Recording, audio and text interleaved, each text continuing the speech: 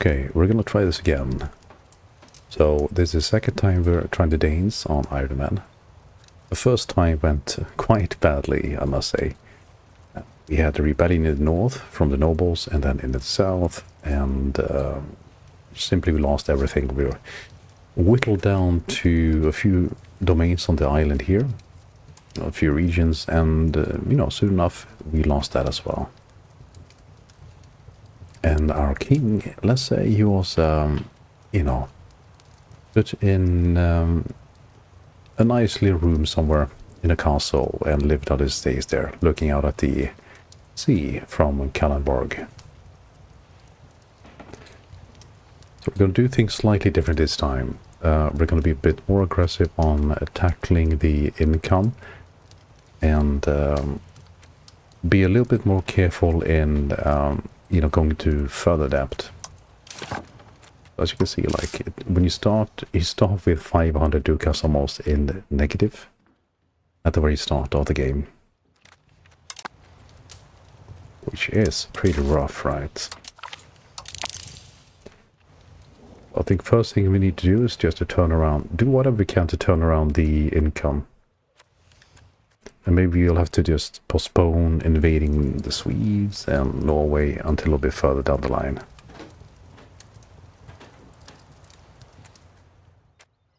Let's see. That's probably good for balance. It'll keep the clergy happy as well. So that's the first one. Burgers for income. Food production decreases the cost of paying for the additional food.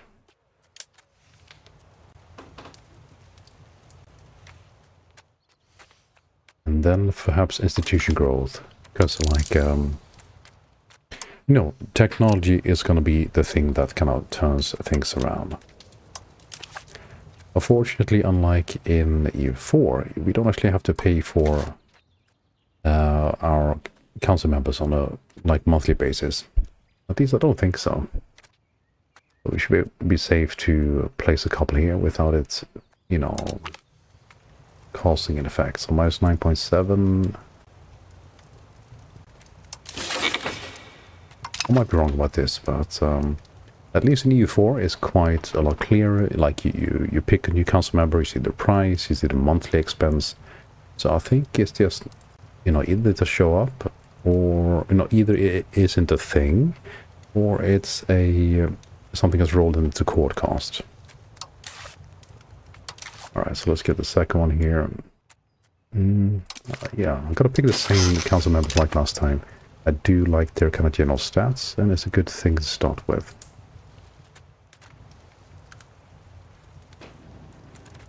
Alright, so a couple more reforms here. Let's try to get a bit more crown power, possibly. And we'll have a look at the burgers. Let's have a look at the taxation first, though. We'll have a look at our main tax base and see if there's something we do with that. Second can kind of play into the choices we make. Where the money is coming from, pretty much. Alright, so anything that gives us income. Before we went straight for aggressive mode, straight for anything that gave us kind of military might, and with the intent of invading Sweden.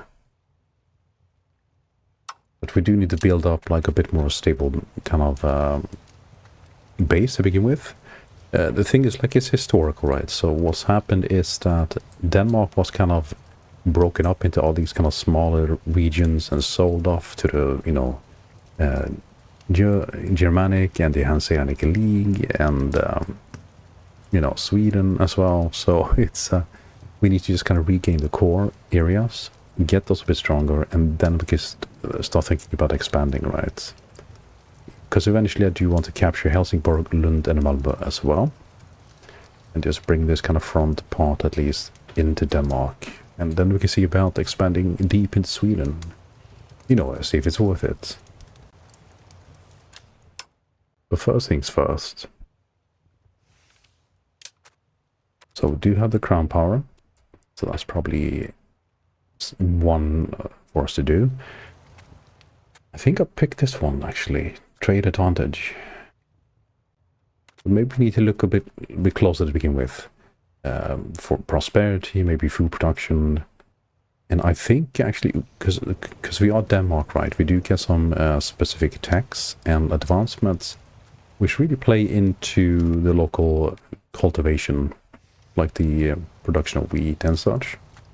So let's actually do that and just push for local prosperity. And for the second reform, I mean, this was really good. Local monthly development growth, 10%. It also plays into the fact that we are very naval, right? But let's have a look at the value itself. So something that happened last time is that the values dropped underneath 50 for naval. As you can see, it's actually moving towards land a little bit. So we need this to be moving in the naval direction before we take that choice, right? So maybe we'll focus more on local things to begin with, and then look outwards afterwards.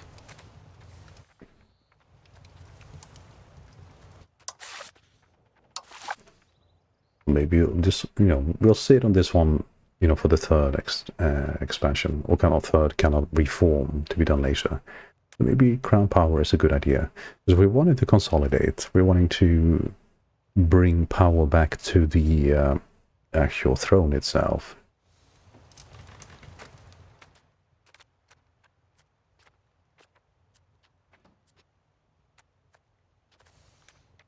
Okay, so let's do that.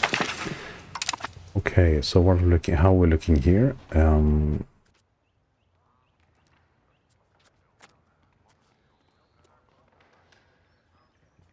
Moving towards 55.56.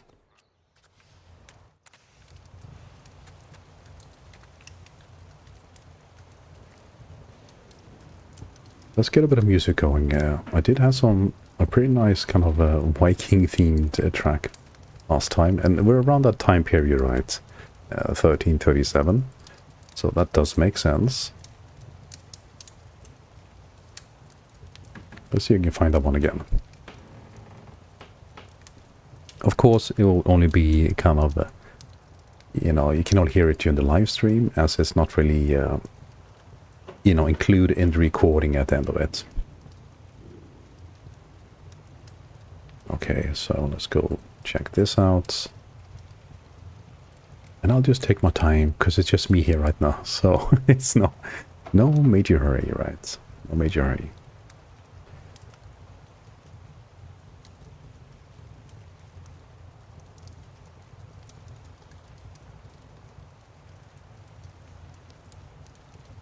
Yeah, let's pick something a bit longer here, like this one.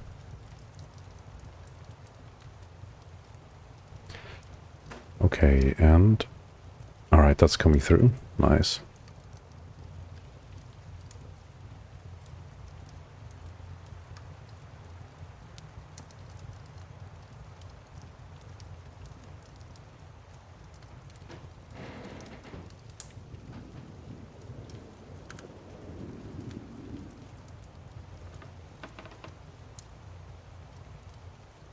Okay, so we might be experiencing a few draw flames at the moment, as we are currently doing a bit of a backup on one of the hard drives here while streaming. This may not be the best idea, but it's something that needs to get done today, so that's where we're at, right?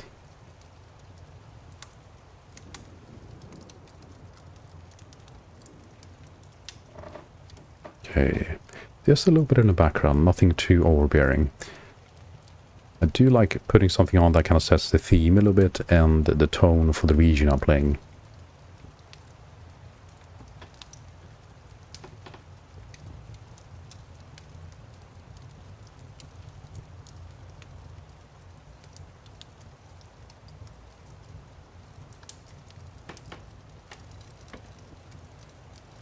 Okay, so back to the game.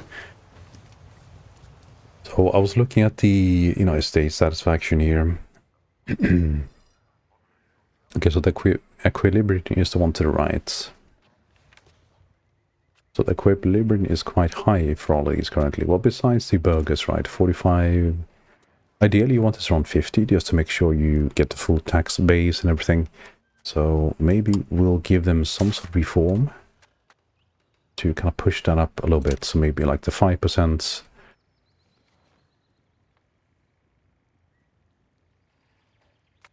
That's actually quite good. Market attraction. Allow trades and the sponsorship.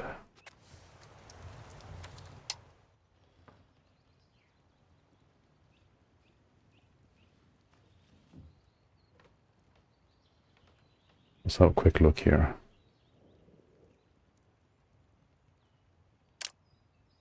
So we don't actually have any gold, copper, or silver. So this one really doesn't make much sense for us. I mean, we could push minting by 1%, but, you know, we're looking at maybe 2 ducats from minting anyway, so it's not worth it at this point. So let's look at what else we have. A lot of these are very tempting, like production efficiency is going to be good, though we are, you know, mainly in the RGOs at this point.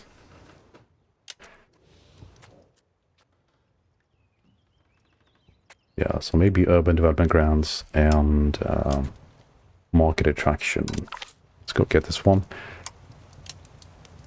Let's push down the nobility a little bit, but that's okay.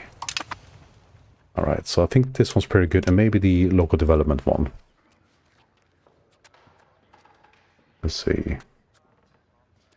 So the main thing I'm looking for is like the, you know, the tendency towards, you know, what balance number are we looking at? We don't want that to go too low. So I think we can do one more for the burgers, and then we might have to leave it. So urban development. There we go. That's as far as we're going to go, I think. After that, I think we might start to hurt a little bit, you know, for the others, like the nobility and the clergy and the commoners might not like that we give too much preference to the burgers. Alright, so good. So far, so good. So let's have a look at the bank a little bit, the income. Like I mentioned earlier, with the Danes at the start, you do start with a hefty debt of 483 ducats, which is quite a lot. And a huge expense. So this is the first thing you need to just kind of quell. And seeing as we're playing Ironman mode, we really can't be messing around too much. So I think we'll just start by, you know, turning these off. We're not going to be doing any war activity straight away. Unlike the last attempt. So we're going to just try to get a good balance in the country to begin with. Okay, so we also need to, I think we need to bring down these forts. We have 3 or 4 forts, which are costing us a lot of money. So we're going to have to kind of tear them down, unfortunately. Just to save ourselves a bit of money.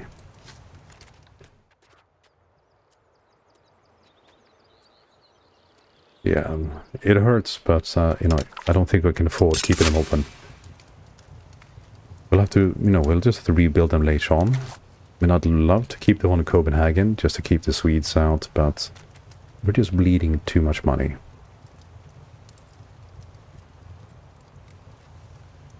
Alright, so let's destroy the one in Copenhagen as well. It is kind of strange, though. You start, you know, this is like the starting scenario. Why would they balance things in such a way that the first thing you have to do as a player is to start tearing down the infrastructure? Because this is a very common tactic in the beginning. We just, you know, bring down forts and castles. But it's just, you know, I think it's just kind of strange that it's balanced in such a way. Okay, but that aside, we do have some more buildings that are costing, so we'll have to stop them. Let's see. Weaponsmith.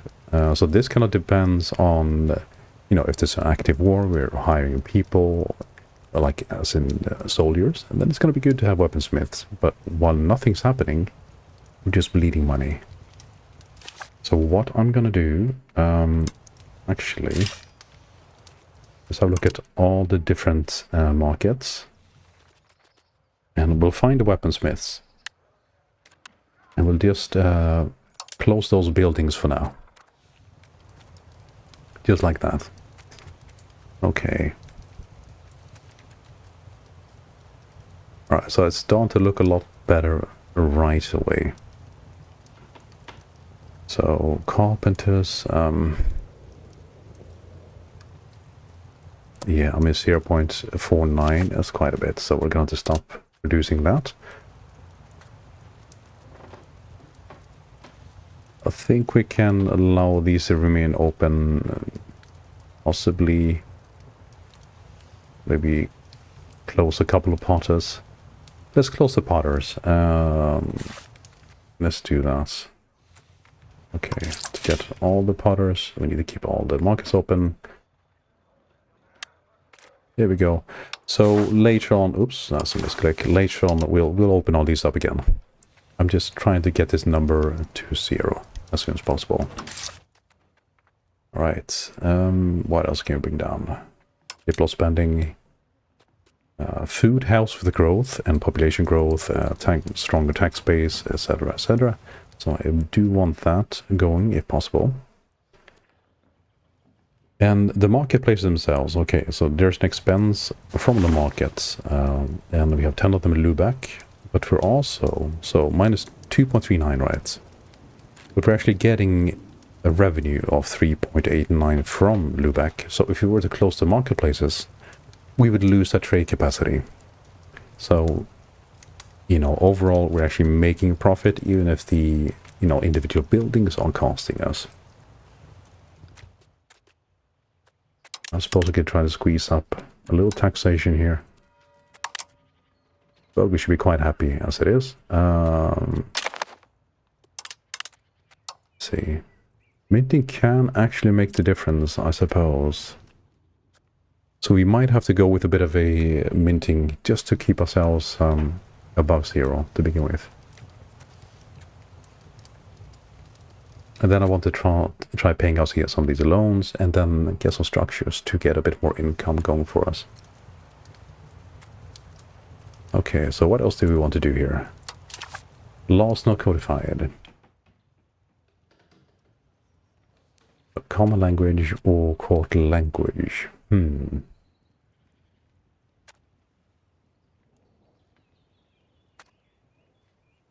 Okay, so it's mainly a question whether we want to go for the free subjects or serfdom. Okay, so we're currently 20 towards free subjects. With no, you know, 0 change, right? That decreases the levy size. Levy size is something we do rely on, particularly in the first stage. But then again, we might not end up actually attacking anything to begin with. Promotion speed, that's good for income, for higher kind of educational positions. And levy combat efficiency is higher. Okay. We don't need as many, but they're more effective. So let's see what the serfdom would give us. Much more peasants. And high raw material output. Okay. So we should probably do that. Because some of the particulars for Denmark do play into levies and raw material production. So we should max that out, I think. So we'll push towards serfdom and support nobles. Besides, they were slightly unhappy with me since I gave the burghers a bit of a booster just a moment ago. Okay, there we go. Towards serfdom is. Okay, some diplomatic actions. Let's have a look at the neighbors.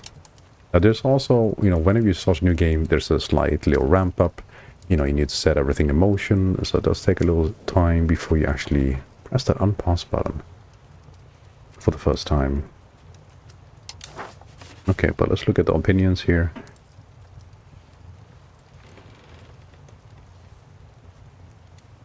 Whom do we wish to ally? So here's the thing, right? Last playthrough, you know, I think make Lithuania and Novgorod as rivals, and Sweden. But the Nords, or Norwegians rather, they quickly kind of declared us as rivals as well. So we kind of have to switch things over to that, and I kind of expect that to happen again. I'm not sure if I want to declare any kind of rival straight away. just to kind of stay out of wars and problems, right? Though prestige does give market attraction, which plays directly into incomes from the market here on the right. Okay, so navy maintenance and fort maintenance will drop us a little bit. We can't change that until we start getting proper income again. We can increase this, like decrease this rather. And nobility satisfaction is here currently at 32%. But it is going up. And let's have a look at the equilibrium again. It's 55.31. So this will be good, right? So if we do declare Sweden as a rival and maybe Norway, I'm a little bit worried things will kind of play out the same way like last time, but yeah, so maybe Lithuania. Okay, let's have a look at it anyways. Besides, like, when you do pick a rival, you need to pick somebody which is a bit of a threat, otherwise it doesn't really give you anything, right? So you need to be a bit mindful of that. Let's see, where's that again? Relations, possibly. Yeah. Let's select some rivals. Okay. Do we want to rival the Great Golden Horde? I mean, it's going to take them a while to get here, but when they arrive, they are great threats. A lot of Europeans are going to be, you know, rivaling them, I think, so that might put us in a positive light for a lot of people.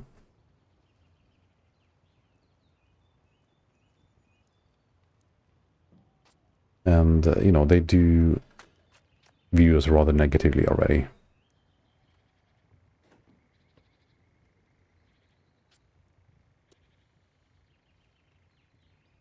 Yeah, so we are at minus 130 towards them.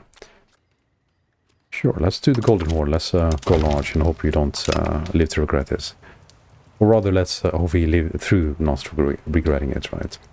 Okay, so this will help us with that. We should be able to declare 2 more. The question is...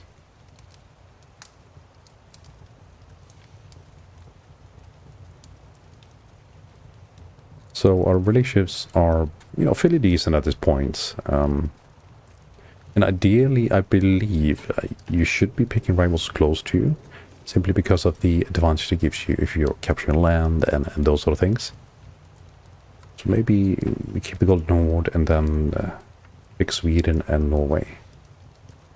But that does really bump up the threat factor, right? So if we do engage in war with either Sweden or Norway, and we're both, no, if Norway and Sweden have then declared us as rivals, like happened last time, then either of them can jump in. We're fairly well matched with Sweden, and Norway is slightly lower. I think we have about 11,000 men or 8,000. We're looking at, I think they had like 6,000 or 7,000, and maybe 4,000 in Norway at the start. But this does change, of course. Okay. Let's have a look at the opinions. Maybe we start with Norway. Alright, they do see us positively.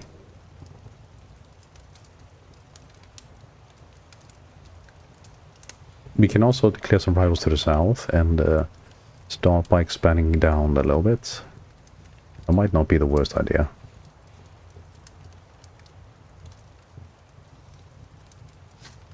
Okay, so Norway's not a threat, so let's declare Sweden rival. I hope we don't regret this. And Poland is a threat. They're quite close though. So look at the opinions.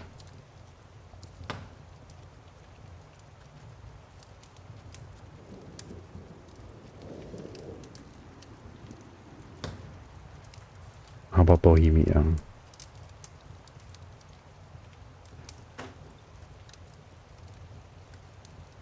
Let's see, I think we have an ally maybe in Bohemia, so let's check that before we declare them as rival.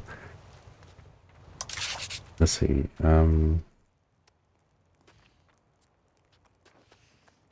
Yeah, alliance here with Brandenburg and Upper Bavaria. Okay, so then maybe Bohemia is something we should be looking at. How strong are they? 33,000. Yeah, we're no match for them.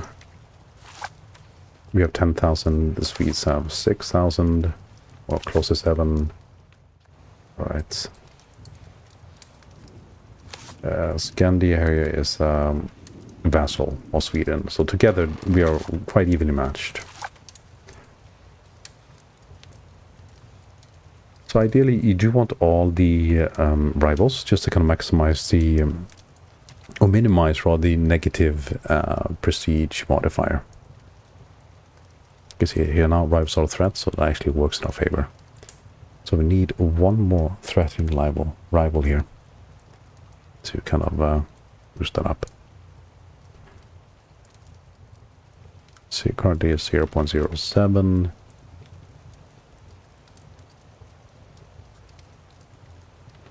I think it'll turn about once we have, you know, happy nobility. This will kind of start going in the positive direction. And then eventually we'll have the money for navy and fort maintenance. But for now, we just have to find another rival. Okay, one more rival we'll pick.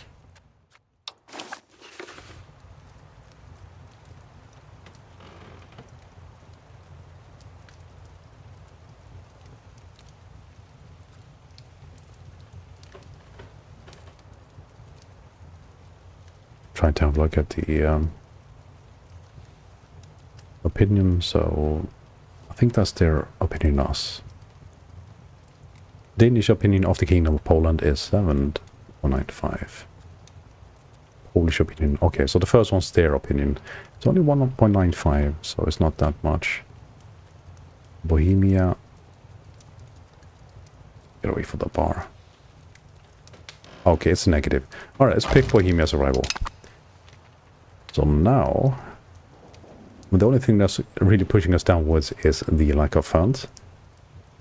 And I think we can, yeah, I think we can do this. This looks pretty good.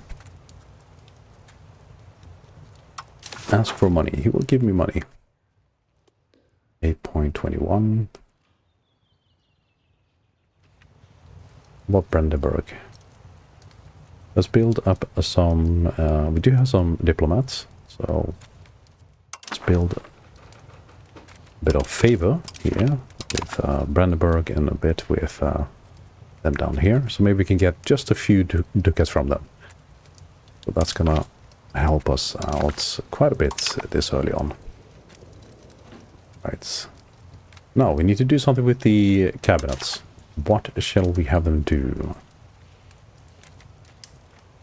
Have a look at the control we have. Right, Copenhagen being here, being the capital, so, and we're mainly a naval nation, so that will spread our influence naval-wise, and particularly as our tax grow. So what do we want to do? There's not really much as such.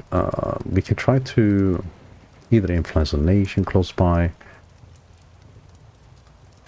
Actually, we do have one thing here to look into. Yeah, so Schleswig, I do want to annex them. So let's start working on that opinion. We'll get that pretty high. And then we'll do something with the council members here. Or the cabinet. I keep calling them council members. They're cabinet members. Okay, so this guy's really good with Diplo. Don't think we need to influence any estate. They are moving in a good direction, as it is.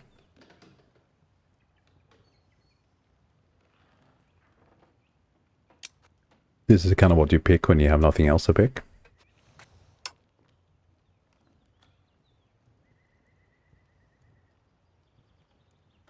Ideally something related to diplomatic power. So this can kind of move one of the values, like the societal values in general. So we can use this if we want. But mainly this one, or improving relations. Simply pops into our culture. I think everything's more or less Danish. I'm not sure if there's anywhere. I suppose we do this island here. Make it fully Danish, all of it. But not much else to do. So this guy is also similar. Do the same.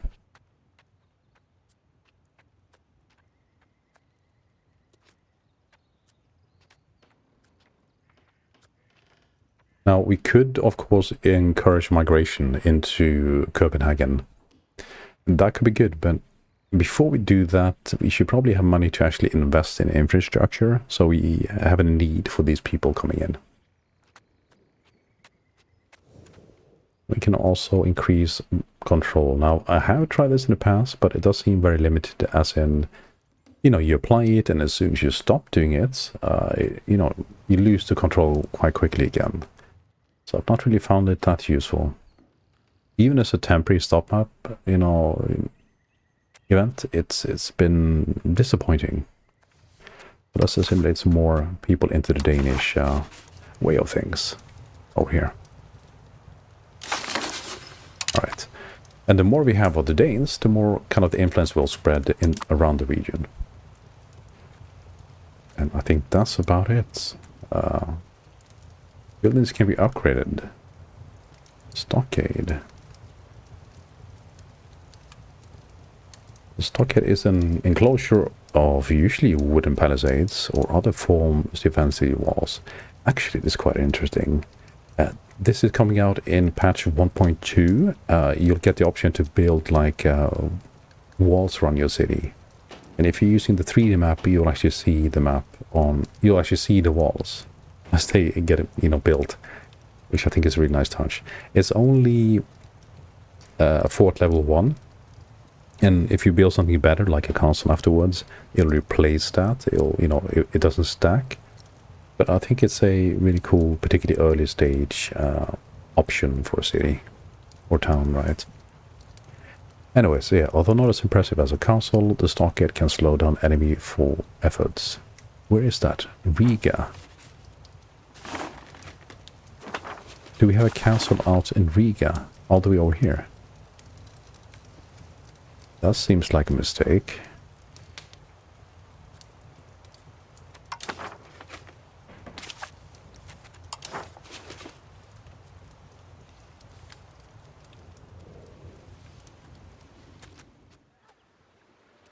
So Castle Riga. Stockade.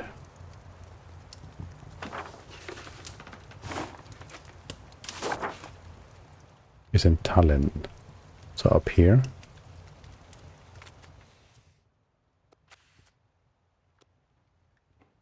Building maintenance 0.37. Yep, we're going to tear that down to everything gone, right? Oh, that was much better. Let's see if there's any more stockades.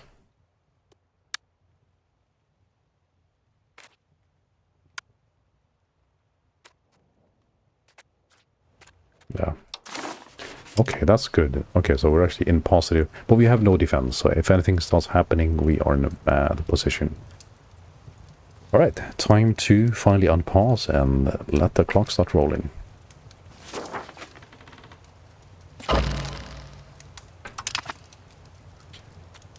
Kingdom Norway declares arrival. So same thing happened like last time with that. Sweden, we're now rivaled. Yeah. So we don't really need Bohemia. We should just declare Norway and Sweden rivals and be done with it.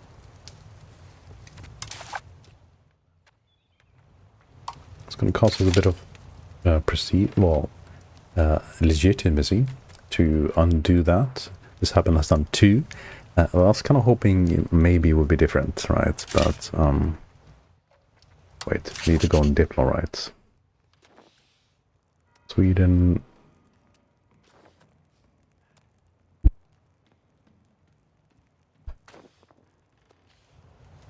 Now, yeah, they weren't considered. They were not considered a threat. So it wasn't really much point. Yeah, we'll keep it as is at the moment. Sweden is a threat. Norway, you know, they are a threat, but not as large a threat. And we're not going to declare them as rivals straight away.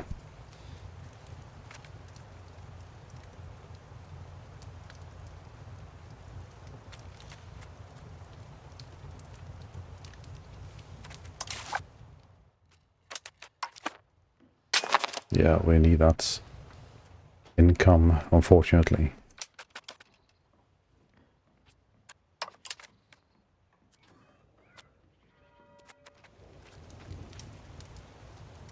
Alright, so I'm keeping a slightly slower time to begin with, just to kind of see how, you know, as things are ramping up. I want to see how the nation's playing out a little bit. Don't want to miss anything this early on.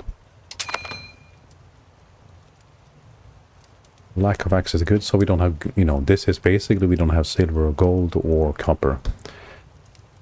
And you do have the option to select which one of those you use. Of course, if you have access to gold, your minting will be much more effective. But silver less and then, you know, copper least. But we have none. So you can do like a mixture of silver and copper, I think. But yeah, don't think we have access to that currently, which is why the minting is so inefficient. Okay, coup attempt. 1% chance to appear each month. Shadowy threats circle us like birds of prey, waiting to peck us apart, the most terrifying of which would bring about the ultimate demise of our ruler. Worse, they would be replaced by a puppet, controlled from behind the scenes by these same murderous shadows. Okay, that's because legitimacy is less than 30, so we need to get that up. So prestige is actually going upwards now, which is very good. And let's see, it's also stability. I think it needs to be over 50, right? Alternatively.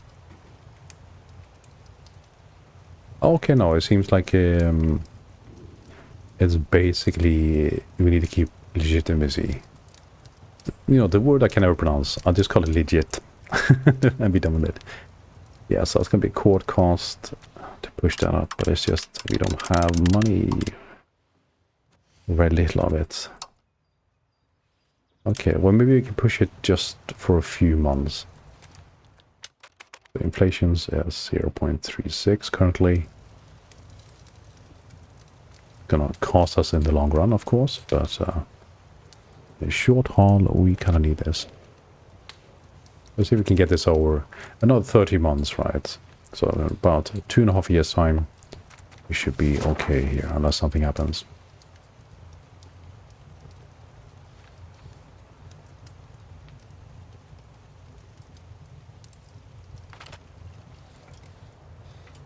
Slowly pushing up the speed here.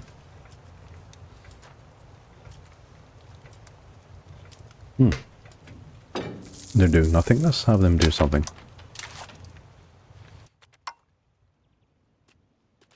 Alright, I'm gonna have them appease the estates. And let's push the nobility up here.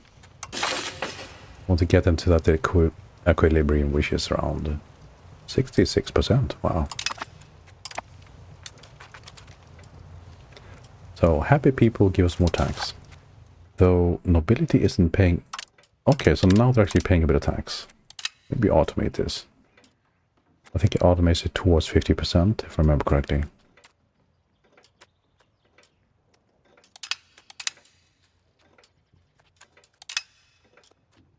Alright, so we're actually getting a bit of money.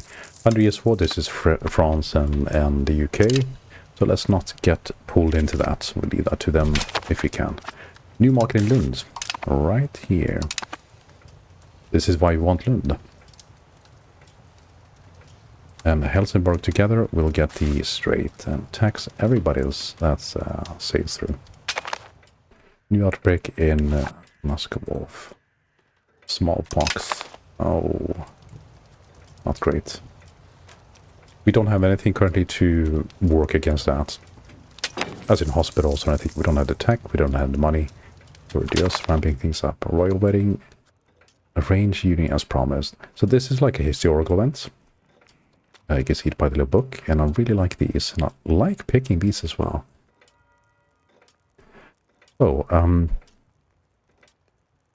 So Valdemar, Duke of Schleswig, had previously been king of Denmark as Valdemar III, while having his uncle Gerhard III, Count of Holstein-Reinsberg, as a guardian. He then made an arrangement with the future Valdemar IV, son of his previous king, to go against Gerhard III, and in exchange, he promised his own sister in marriage to the future king. She would bring a dowry of vast amounts of territory in the northern Jutland. So I think we're going to get all this stuff here now. All these regions, which is really good for us. Jutland, right. Giving him a powerful position from where to launch his future campaigns to reunify Denmark and reestablish his control over it. Just prepare for the wedding. The offer of marriage has gone through. Very good news. May God bless this union.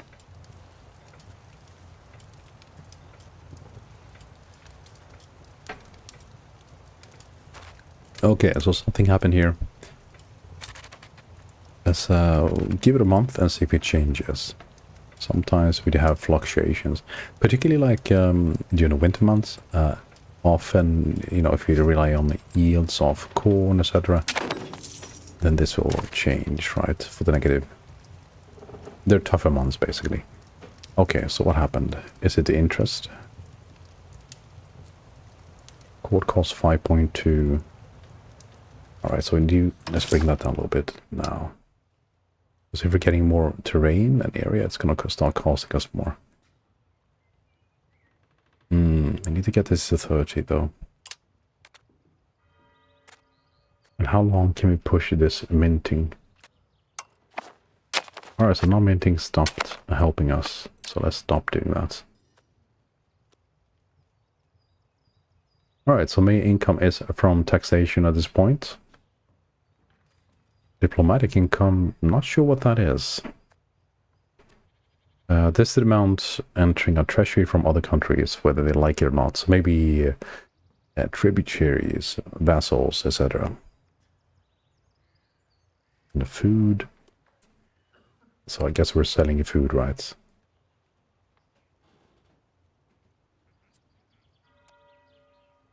Okay. But nobility income should be going up as we improve, you know, our relations or their opinion. We need to do something. We do need to bring it down still.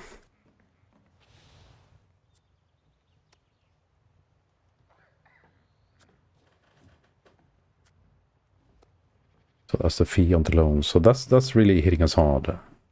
But it's hard to overcome 470 ducats when you have very little income.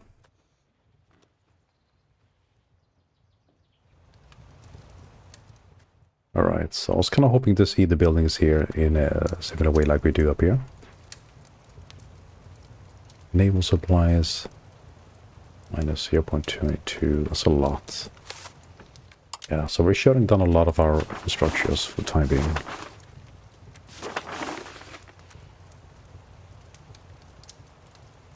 Okay, so that's starting to look pretty good. As for unprofitable buildings, we got people moving out as well. Why is that? Well, I guess the economy isn't doing too great, right? So you would have people moving away. That's a lot, like 15,000 per month. Where are they going?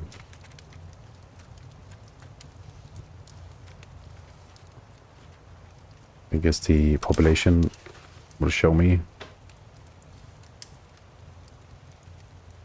Viborg. What's happening here?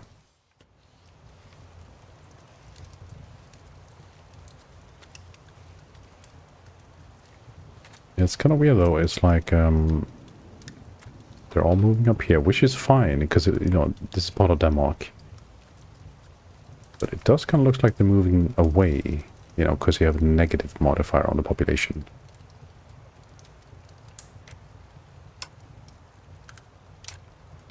Doesn't tell me what it is. Is it starvation? Is it something else? We're not at war, so what's happening here?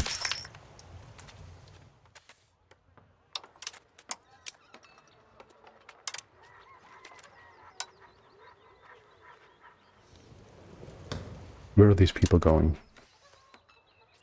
Yes, or by lack of happiness. I like fine cloth, sugar and fruits. Get some luxury goods.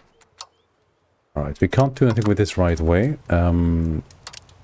You know, we're dependent on, again, funds to, if you want to filter any of these kind of luxury goods, because I suppose like fruit and fine cloth at this time would be a luxury good. Locations are losing the population. Maybe it's because I closed down the structures, like the buildings.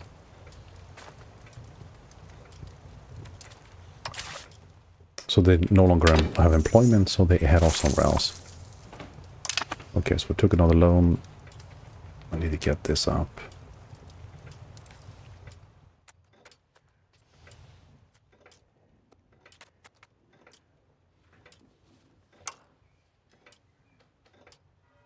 Okay, let's take a bit of hits for a few months.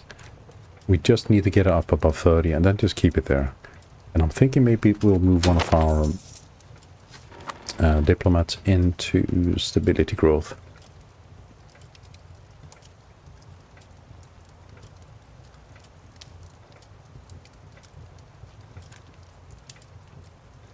Okay, so prestige dropping again. Why is that now? Yeah, still the nobility are unhappy. We're getting better though. Naval benefits. Our naval captains have managed to capture quite a few smugglers in recent years, and the cut to the state has been rather large. Well, that's wonderful. 40 ducats, thank you very much.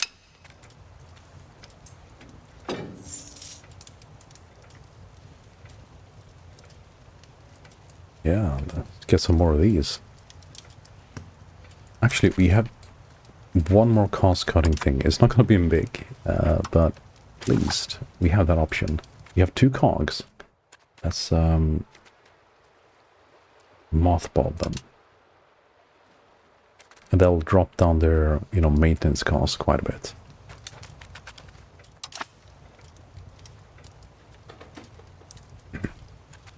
Okay, 3 more months. And they will cut spending on legitimacy.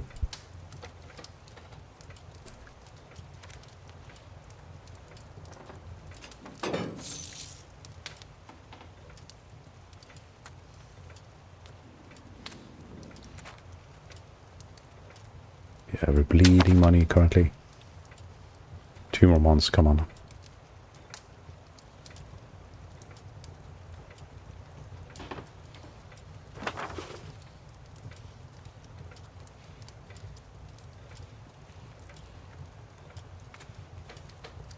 And eventually we'll be able to get a bit gold from Brandenburg and up in Bavaria, hopefully.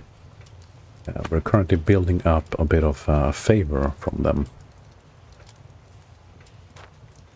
So we'll get rid of this in 1 month. Since we have 30 legitimacy here.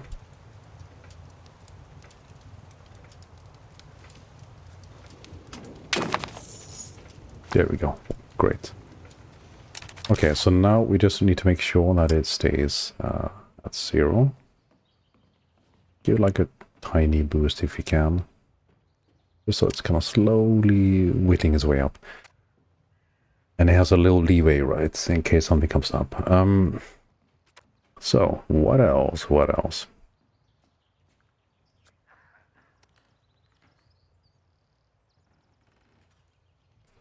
Right, we're making 13.72 in Lund. The main problem here is the debt, right? I mean, it still doesn't turn us to the positive though.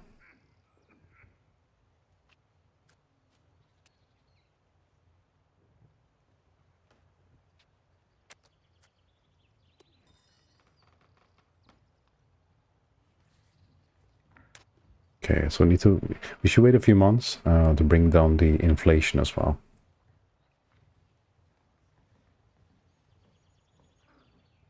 And maybe that's actually influencing everything, right? It's pretty low though, it's only like 0.4. But then we can try minting again. Right, because that'll bring us into the positive.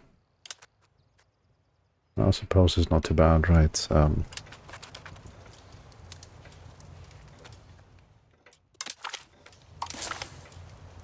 we paid one loan, or 16 ducats. Gotta be something we do to push up income a little bit more. It is very hard though, like without funds it's hard to build structures and improve the RGOs, road system and all these things which all play into actually, you know, increasing your income. But we are developing and, you know, feeding up population well, so the population should grow, so with time we will get a bit more tax, and also, you know, the opinions are growing of the nobility, so that should push that up a little bit with time as well.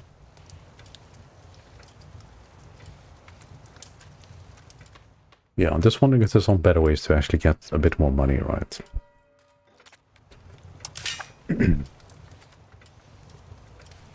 So if I look at the Lund market, which is right next to us, and we're going to be wanting to get in on that one. Denmark for a second there. Scania being, you know, the region or province it's in. We need fruit, fur. I know we can get some fur from our regions to the east, but it is expensive to import it, particularly it's early on.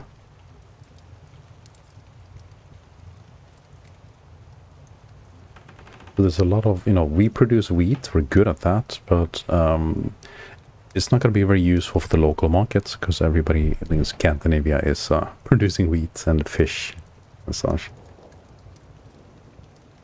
But if you can export it for, you know, somewhere else, then maybe there'll be a way to make some profit. Because we have the goods, and let's have a look at the Lund markets.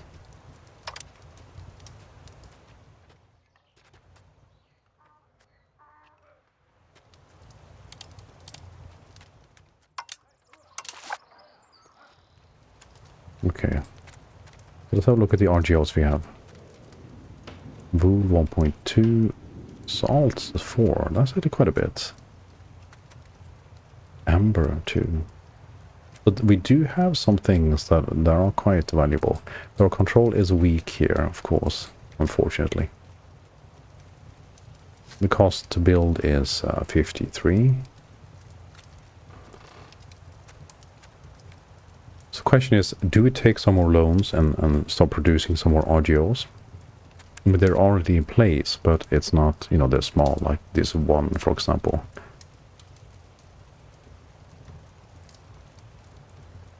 Okay, so the price is kind of low, though.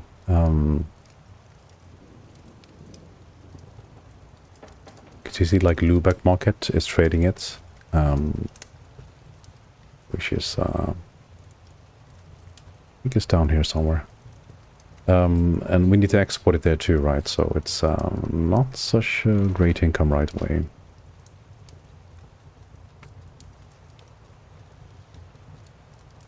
Supply demand is the same. About salt. Yeah, salt is also in good supply here. But there's nothing. That's the interesting thing, though. There's no surplus. You can look at the goods, right? There's no surplus available. So it's perfectly balanced in demand currently. Lots of wheat. So lots of wood.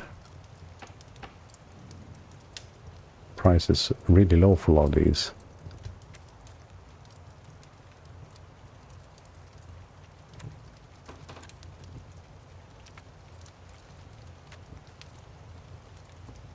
Even horses. Sturdy grain. Okay, there is high demand. this might be something we want to do, but we don't currently own this region, so we'll leave it for now. How about some buildings? What would give me potential income here? Tailors Guild. We don't have access to dyes, nor alum and dyes. So this would be unprofitable, probably. So there's the thing, right? The Carpenter Guild, we did have that open, and it was giving us a negative income. Should we try opening it again?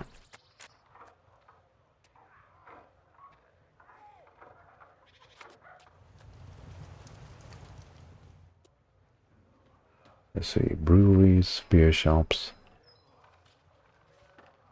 So if you start doing any sort of construction, then the Carpenter Guild is gonna start really blooming.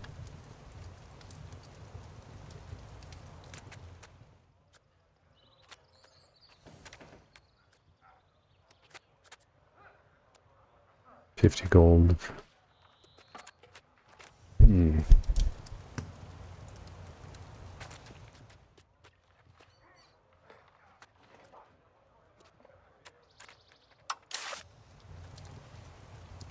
They're also changing the way the food stockpiles work in 1.2.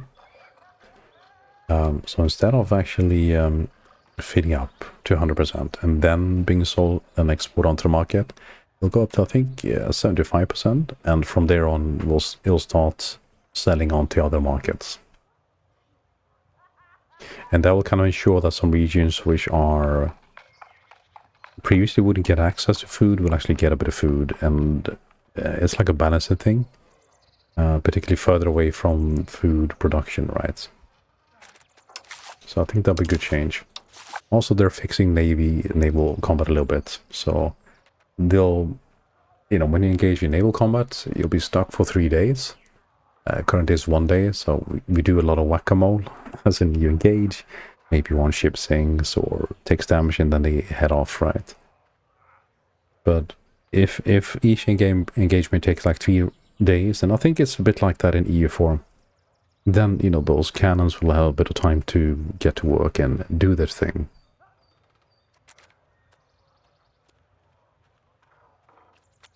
Okay, so these are all fine and well, but we don't actually have the goods for it. We don't have the money to import the goods. So really, this early on, the best thing we could do is to try to expand our RGOs.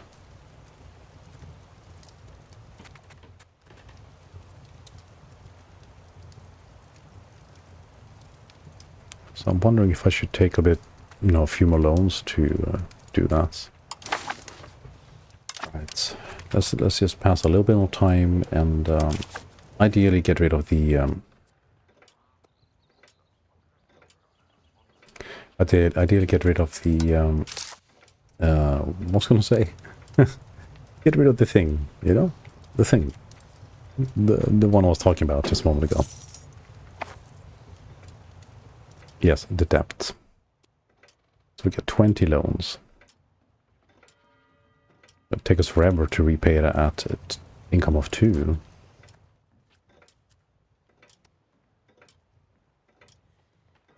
And be careful about this not going too high, because I think it's going to boost like all the court expenditures, which are quite a lot as it is. Extended privileges for the burghers. The burghers feel that they are unduly taxed and regulated. Keeping in mind that great importance of the work for our country, tolls, taxes, and various tariffs are holding them back from being able to accomplish even greater things. And they will not hesitate to use all of their influence to abolish such restrictions.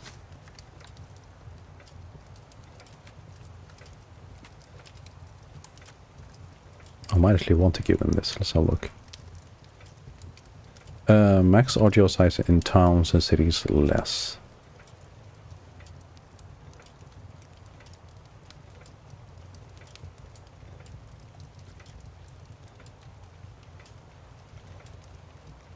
Individualism, communalism. I think we're in communalism, right? Yeah.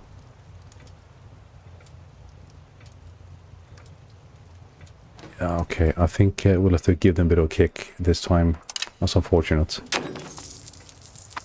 Because we need that tax. We lost like 1 ducat in taxation right there. It's a temporary thing.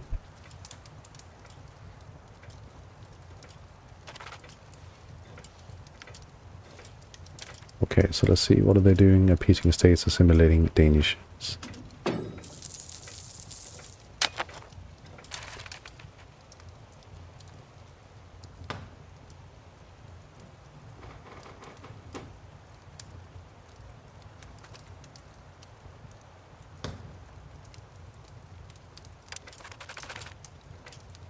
Not sure if it's worth getting them all to be Danish, right? I mean, as long as it doesn't take too much longer, I suppose I could finish it. I do want to put them on to stabilization. The fate of southern Holland, we're still in doubt. And now the Kingdom of Sweden is offered by Laum and Osbo. It's a historical event, so... And I think we need to do it at this point, right? What shall we do? In 1341 Kingdom, King Magnus IV Eriksson of Sweden acquired southern Holland from the impoverished Danes. The purchase was a diplomatic and strategic victory, securing Sweden a strong presence on the western coast and closer access to the key trade routes, though Holland would later become a battleground between Denmark and Sweden. The acquisition marked an early assertion of Swedish influence in the region. We need the money. So lose 2 provinces, but we get 250 gold. There we go. Now, do we use this to... I think we just repay loans. Yeah. Right. 2/3 way there. So this will drop the interest we're paying quite a bit. It'll make it easier for us to turn things around. I was kind of tempted to maybe build a structure too, but I just want to get these loans out of the way. And I'm not sure some RGOs would make a huge difference this early on. Alright, but so far things are being very, very different. You know, we're not really dealing with that unhappy population. There's no sign of the nobility turning against us and all sorts of things, so overall things are going better than on the first playthrough. Though, you know, we're a little bit slower in ramping up towards war, but that's fine. That will come later. Diplomats exposed, as our diplomats are sometimes engaged in a bit shadier aspects of international diplomacy, they have gained a certain reputation. This is now having impact on nation prestige. Works of Harvard prestige.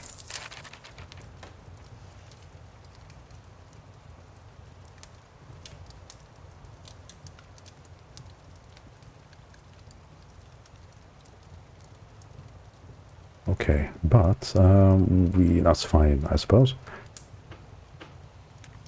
Alright, let's keep it going.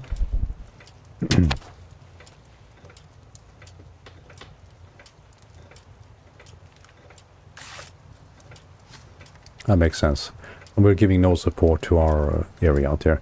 I might even, you know, turn this into vassal or something. You know, it's not like we can do anything here. But we have 24 control. Why is that? Temple. We don't have a government building. So I'm kind of confused as to why we have so much control up here.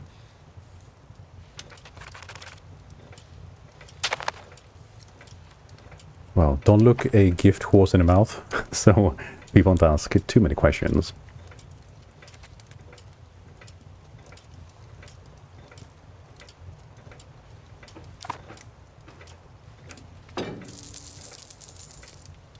Okay, they are unhappy, but they are moving upwards.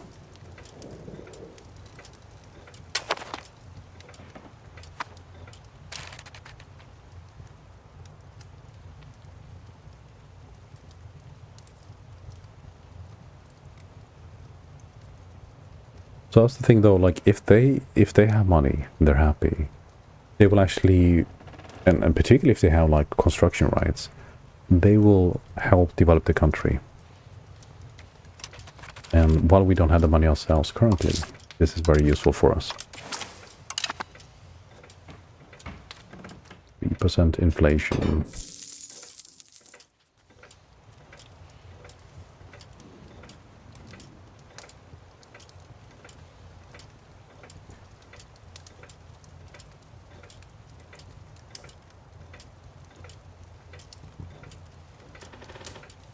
So the interest isn't too bad anymore at 1 instead of like 3 or 4, right? So it is actually, it is on the payoff. We're getting closer.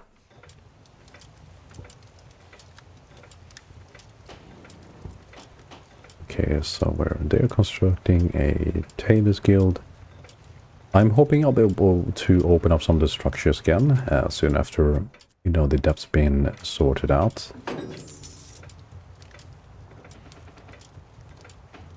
Or maybe we should focus on, you know, some roads first and just really building up those RGOs.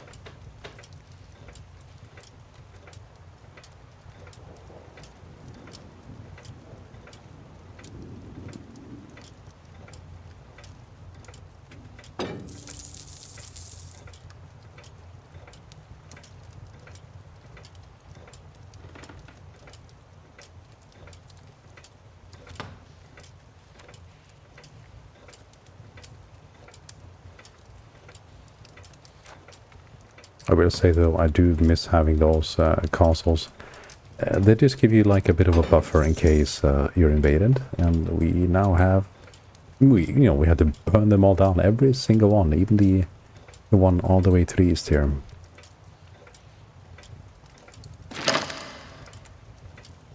King of Sweden is no longer viewed as their rival. Well, that's actually kind of good.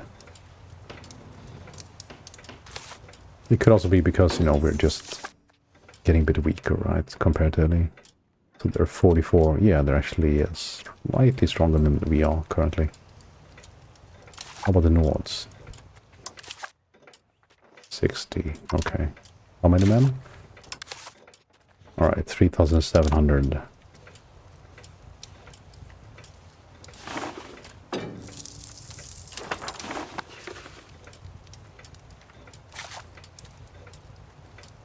So the blues are allies or vassals? Well, not vassals, they're allies, right? We're still trying to curry favor.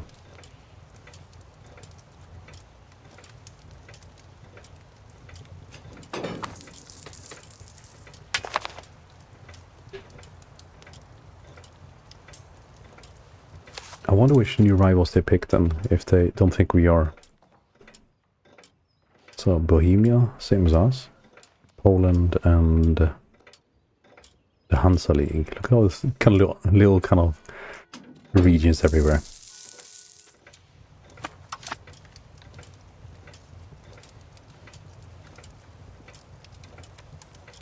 I think once the current king, I think he does become assassinated at some point. At which point a new king will take the throne and the regionals, Schleswig will actually join with Denmark. So the queen we married earlier, right? Relentless drill. Our man has been drilled to the peak of military efficiency. Like a coil spring, we cannot maintain this high level for too long. Still, for a while, our armies will stand where lesser men would run. Mostly XP. 25%. Yeah, too bad we don't have any troops to actually take advantage of that. Alright, so 5%. Now, let's see. We need to bring this down now.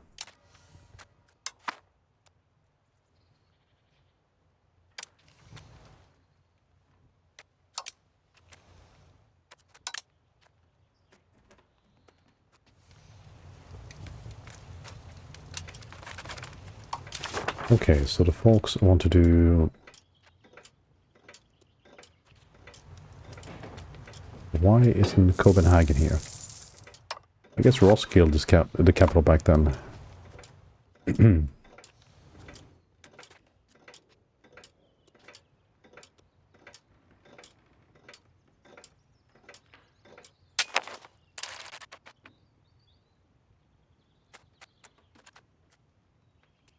Let's increase the ties with the neighbors.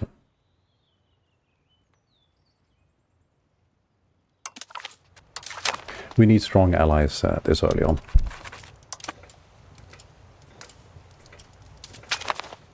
A new outbreak of the measles in Narva. I see. This happened in the other playthrough as well, in this region in particular. But there are some scripted events here. I mean, we are playing with the historical kind of playthrough, so that makes sense. Yeah, how much longer is this going to take? Almost there.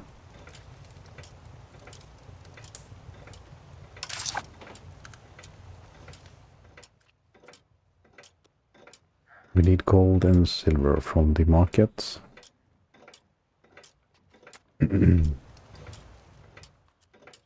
Oh, we're losing money now. Okay. We're at 32. That's fine. So let's bring it down. You want to keep it above 30.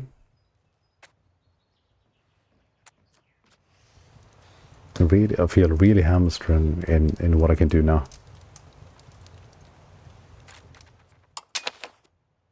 Even minting won't save us now. It's not great. It's not great.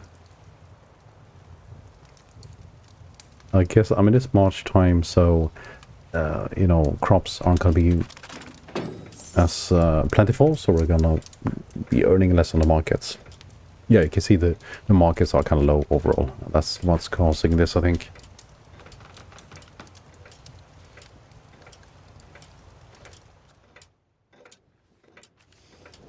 Is there anything else we can sell? Do you want to sell Sealand? Here we go. Okay, assassination of Count Gerhard, our king.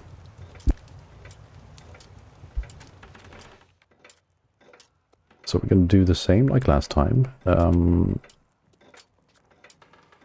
we're going to get some rowdy people for a little bit, so they get more control for 10 years. But after that, you know, we get it back. Whereas here is like a permanent 33% control, which we don't want. Okay. You seem to gain too many enemies. Annexing Schleswig. Our integration of the Duchy of Schleswig has taken a fair bit of time. But now that Flensburg is a Danish town, it will reach its full potential and make our nation prosper even more. There are other countries that has not appreciated this expansion of our territory though. Life in Roskilde.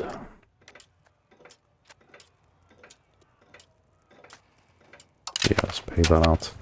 Okay, so now we have a new king on the throne. He is the one we had last time as well. And he's the one who lost us the war. Or like the nobility rather. So we're going to try to avoid the same situation occurring again. Keep a very close eye on the, you know, happiness of the nobility. Now we don't have to keep as close an eye as we would maybe if you were playing Vic. Because there, of course, we have all these different kind of factions within the population. So it's a slightly different thing there. Okay, so here's our new king. All prepared. Ready to go. Okay, nice.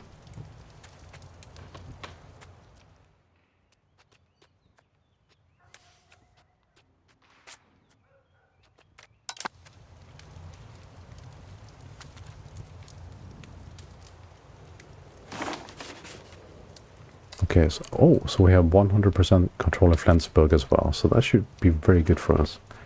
And what sort of resource do we get by this acquisition? Horses, clay, sturdy grain. I mean, that's worth it though. Sturdy grain is something that's going to be worthwhile. Now this might bring up the court cost and general cost because we have now more people to deal with and take care of. Which I do believe it might have just done. We need this over 30 again. I think that just dropped down due to this event.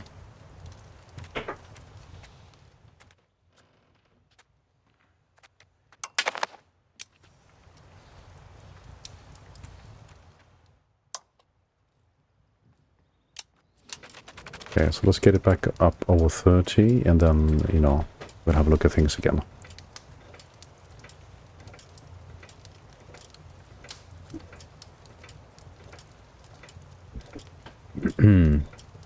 Yep. So far, so good. Still alive.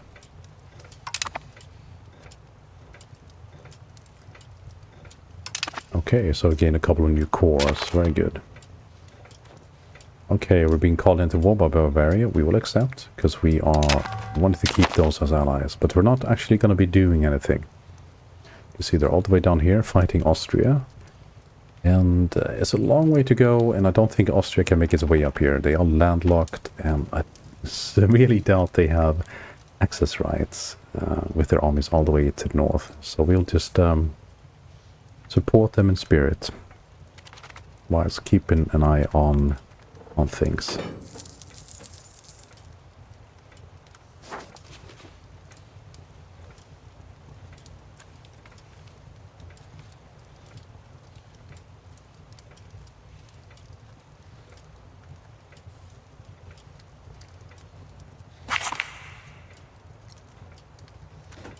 Okay, so that passed. That's very good. Okay, we're still pushing up the legitimacy. Trying to get up to 30. Inflation is 5.36. Oh. It's rising quite fast now. We might have to just bite the bullets.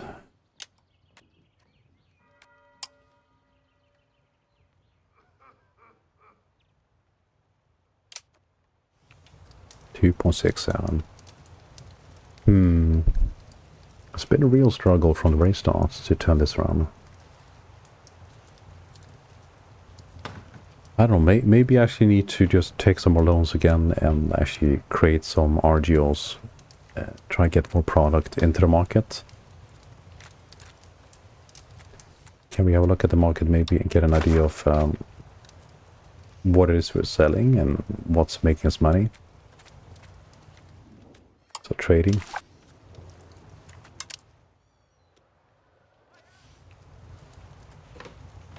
Is that rum? Liquor. You're in a bottle of rum.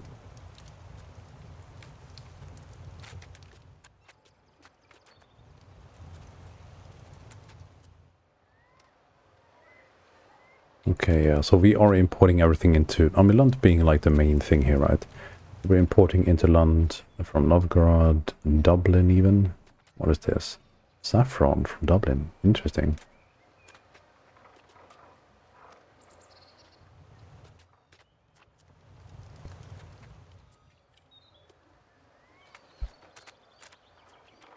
This seems fairly stable, though we're losing money on this one.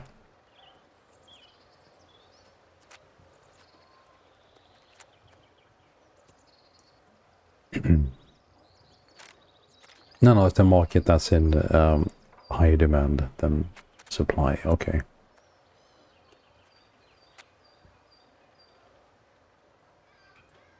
And I think is that per unit? Total profit 2.35. Okay, so that's going to be per unit 0.61.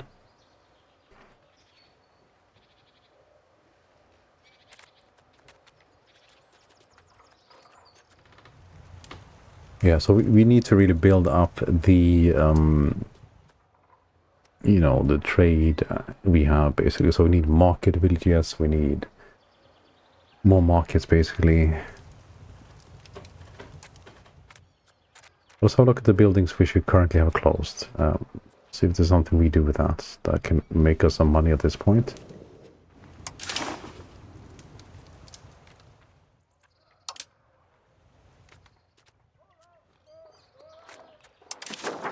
Right, so the carpenter one, for example. If we were to open that one up again, what do we need? We need wood. We have plenty of wood. Do have some tools, I think. But dyes, I don't think that's something we have in the market.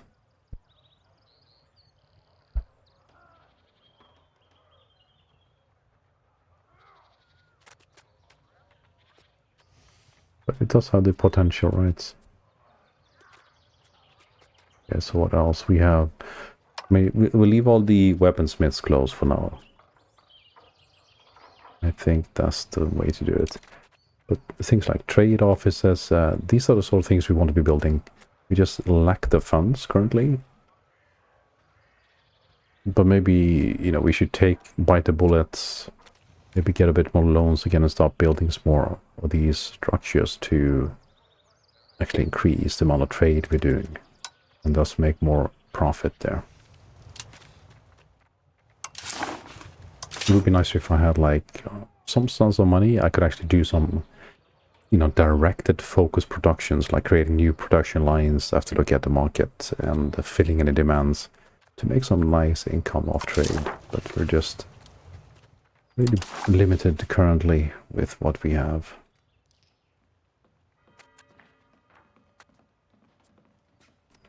Let's see, each loan's only 21. So if I were to take a loan for, I don't know, 200, build 4 structures, we're back to 357 then. But maybe it's going to be worth it, right? How about RGOs?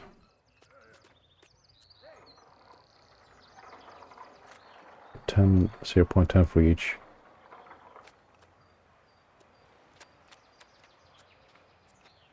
We do have good production, right, on the RGOs, so maybe that's something worth doing to begin with. It's not a lot, but like these things add up over time. Okay, well let's throw the dice. Let's gamble a little bit.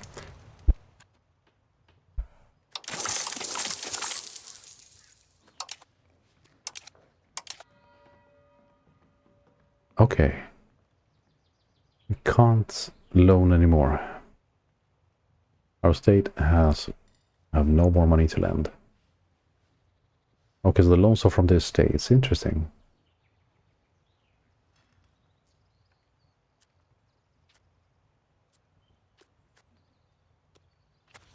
Okay, so let's use what we have here. So now we can build one structure.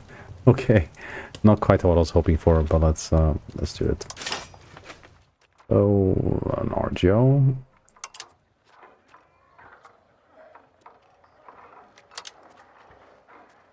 Let's build a gold structure. Okay, salt. That one has the highest potential, right? What's the control in here?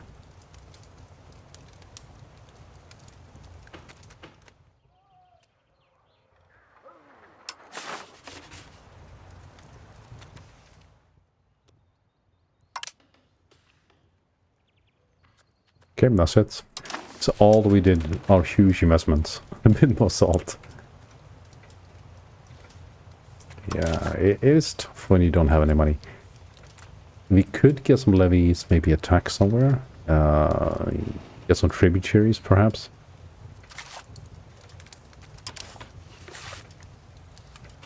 Maybe start with these.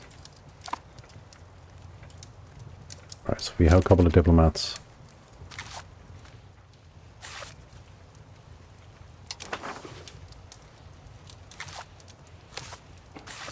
Let's see. Alright, so this would be the Holstein seems to be the one, right?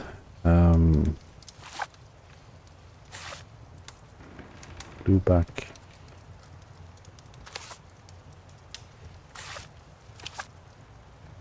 Wait. I'm guessing, okay, so they're probably allies, right? So Holstein allies to him, and they're allied to Holstein. So we can get this little piece to begin with. What's brown? What does that mean? Truce. Okay, so they have been warring with Lubeck. I think one of the markets is in Lubeck, right? So that would be a nice little piece. We can transfer the control Lubeck to ourselves. And here we have the toll as we're going through. So this is actually quite valuable. You see, we're actually pulling a bit of money from this into Copenhagen. Control of Helsinger. Okay, so Helsinger is the one. Okay. Kind of thought we'd see like the icon maybe here then, over Helsinger, rather than Copenhagen. But that doesn't matter much. Okay. Let's go back and diplomatic mode. Control page. Alright, so I think Holston, these two we want to capture, right? We'll start with that. So impunity isn't good. That's good. That's what we want to hear, though. Let's build a spino here and another one up here.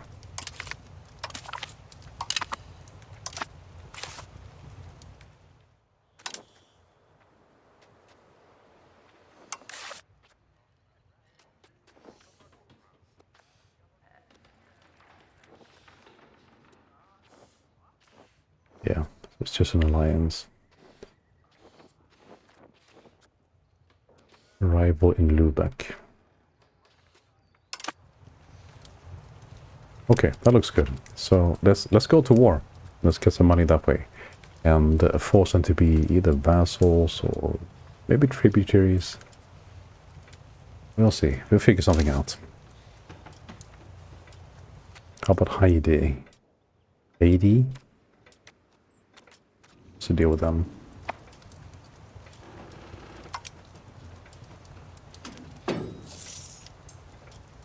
Overlord. Okay.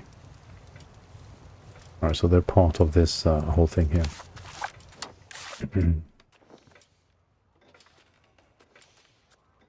Subjects. Yeah, okay, that makes sense. Alright. So yeah, we'll start by pushing a bit south. These are like small regions, so it should be relatively easy to capture. Right, again, let's drop down a little bit, hasn't it? Not in position to turn that around the right way.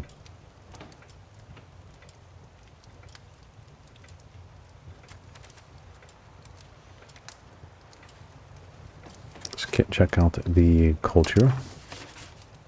Alright, so it's primarily Danish. I would like to kind of change that down here as well now, though. Receipt.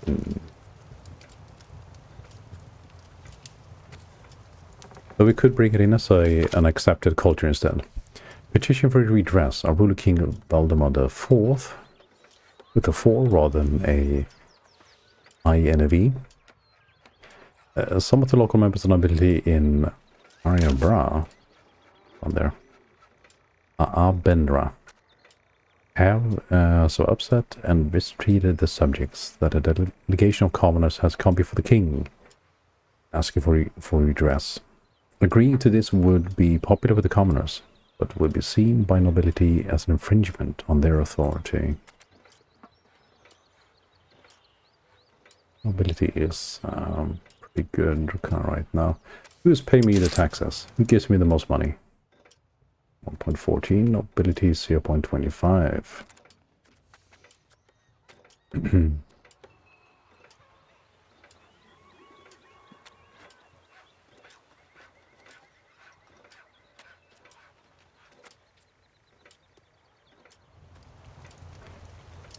Let's see, this is how happy the pop is with this situation in life. It is influenced by the following factors.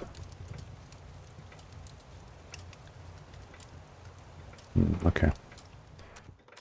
We'll accept the petition. We'll make the commoners, and it's already moving down a little bit as the equilibrium is at 50. So we'll actually take this, and they will kind of move up naturally. We don't want them unhappy, right, in general population. Okay, can you use some religious action? Placitum regium. What does that do? The Pope was meddle in the affairs of a country for far too long. The authority of the crown should not bend its knee before the papal seat. The papal bull will only be in effect when our government gives its approval.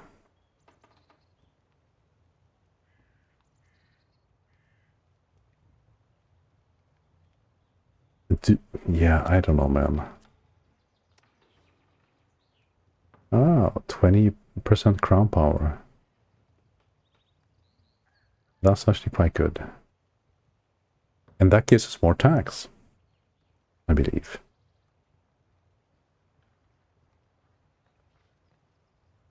Minus 50 clergy.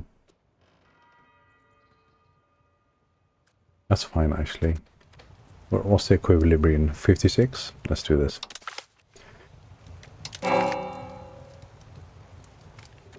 He's 45. No, it's only 20, right? So this is really good for us. And we should now see ourselves having a bit more control. States, 5th. I thought it was like 13 already. Not seeing all that much, right? Oh well.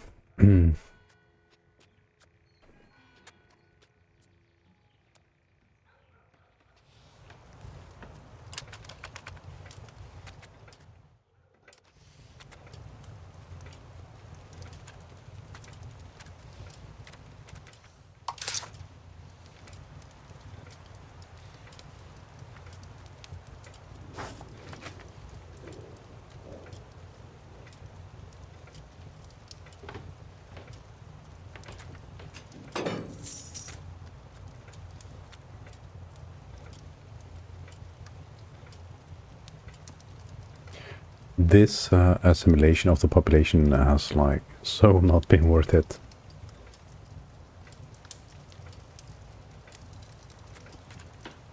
I'm about to just switch it out, right?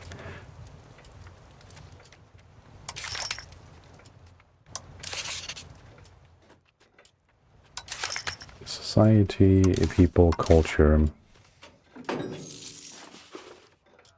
Estonian, Holsten. Yeah, it's just a few of them though. It's not worth actually doing much with it right now.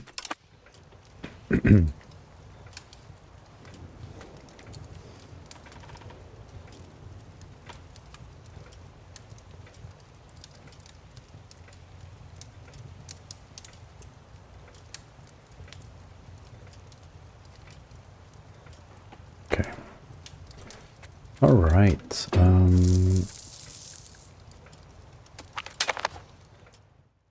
Hans of Lund offers his services. Ruler in Sweden, King Magnus IV, and his courtier.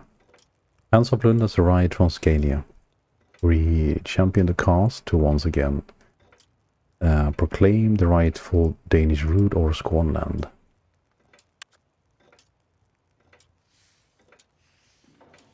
So this is all Skåneland. With him in court, we would be able to foster contact with the cordial Danish members of the Scanian nobility. That's very good. When the time is right, he will be able to count on Scanian support.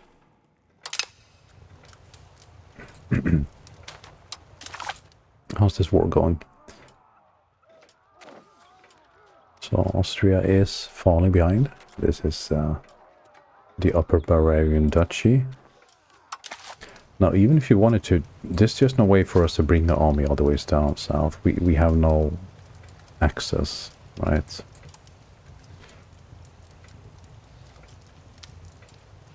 So we just have to let this play out.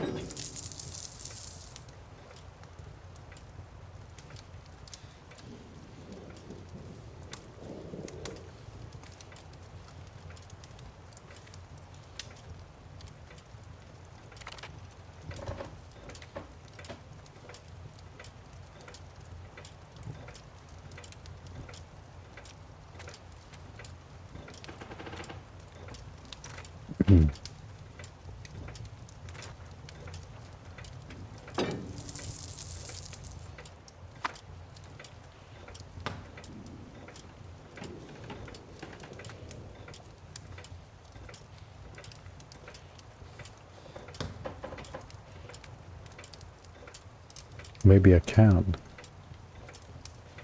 See this kind of Holstein Hindenburg army just walk across all these areas. Right. But they seem to be handling it just fine, so we'll leave it to them.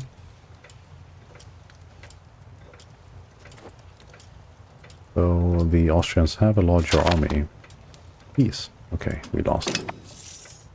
That's fine. Okay, so we got a population growth again. That's good. Things are turning about slowly.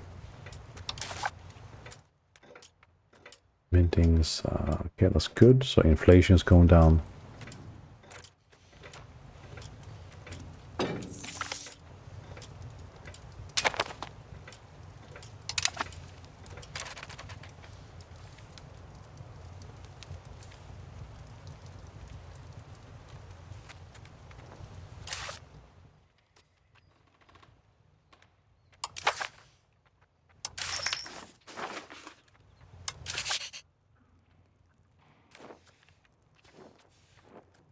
So we got Bohemia, and let's make Norway one then.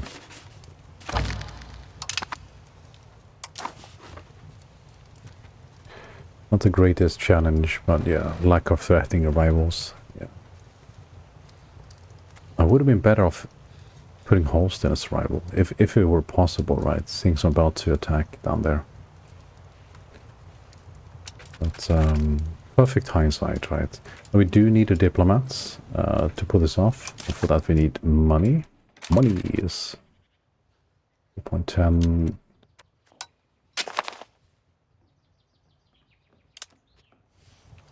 Okay.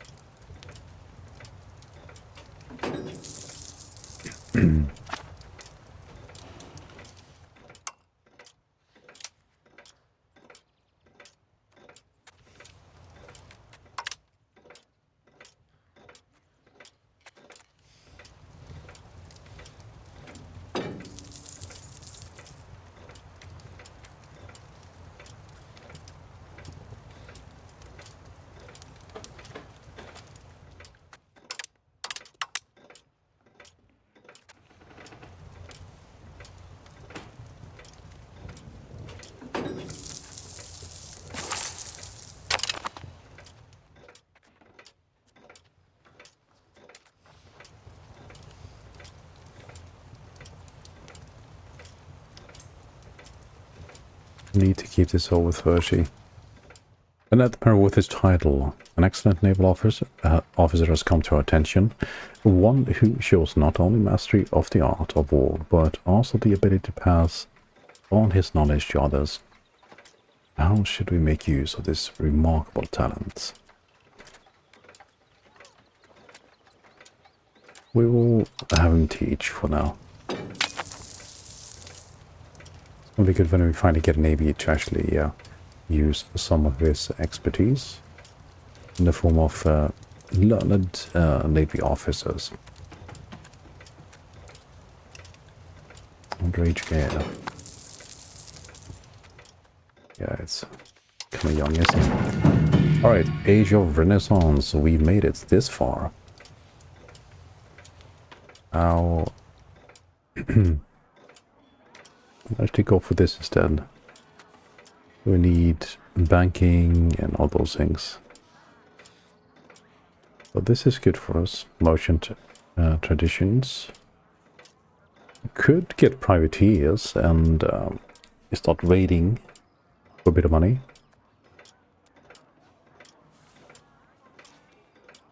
Tribute system available in Age of Renaissance. Strengthening our income by establishing a 4+ system of yearly tribute from our vassals. We actually need this to make them tributary. Interesting. Maybe this isn't so too bad after all.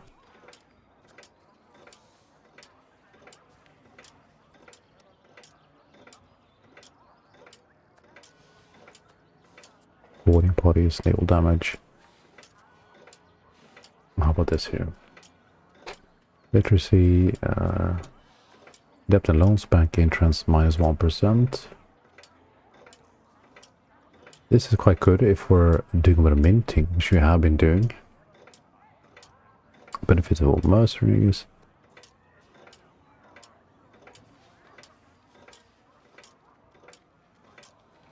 Okay, so cheaper mercenaries basically. And cheaper hiring of mercenaries. I think Denmark is supposed to be like a nation that, you know, handles or uses mercenaries a lot. So this would play into the historical aspect of it. Proximity speed is pretty good too. Religious war, not going to be doing that. Anti-pirate leagues. So, question is, which one will give us more money? So, to hire a privateer, we need money. We don't have money. To get more money from the people we capture without making them vassals, which I don't want to for these smaller, you know, nations. We need the tributary system. This will increase the subject income as well, so that it's going to be good if we end up being a bit more expensive down south. But this is particularly good for the minting. And court costs brings that down.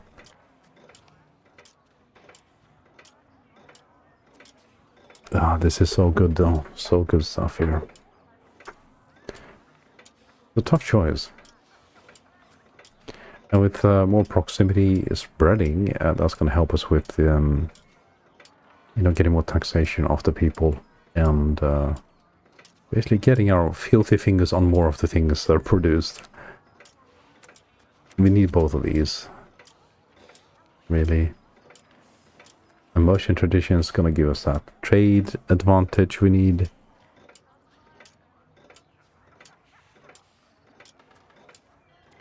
Okay. Let's go for this, because we need the, you know, tributary system, and then we'll get the administration one afterwards. And there should be some text there that help us with, like, getting more diplomats as well, for cheaper. We don't have to spend as much on that.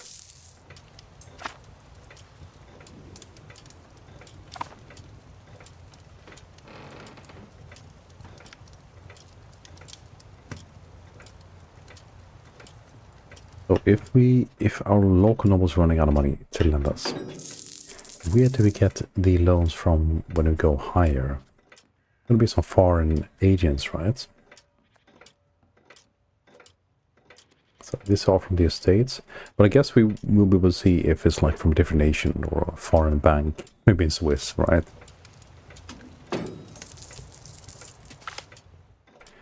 Chronica Jutensis. In the dusty corner of an old monastery library, a small but significant manuscript has been unearthed. The Chronica Jutensis, a work reminiscent of the famed Gesta Danorum, has come to light. This chronicle expands upon the history of Denmark, covering events and details not included in the original work. Though the identity of the author remains a mystery, this manuscript appears to be an important piece of a nation's past.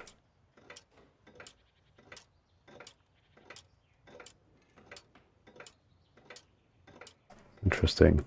Yeah, so we should see what it says down. This will be the historical part, right? The Chronica Jutensis, also known as the Chronica Danorum, was a medieval Latin manuscript that offered a detailed account of Danish history, particularly focusing on the events in Jutland from the late 13th to the early 14th century. Unlike other contemporary chronicles, it provided unique perspectives on regional conflicts, political affairs, and the social conditions of the time.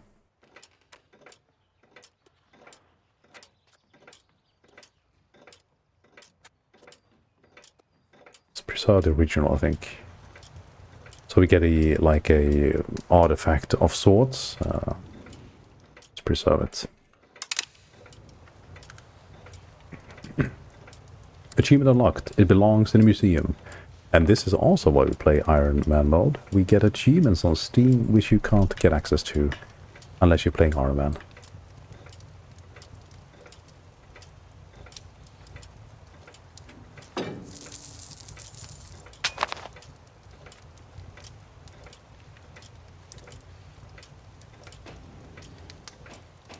Okay, so it looks good. We'll have a diplomat or two available here to create a casus belli soon. Tar kiln in Malchov.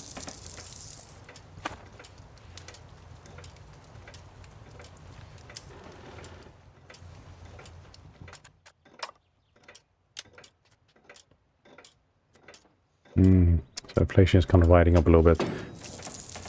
Let's give it 10 more months, so we get up to 30, and then we'll drop court costs a little bit.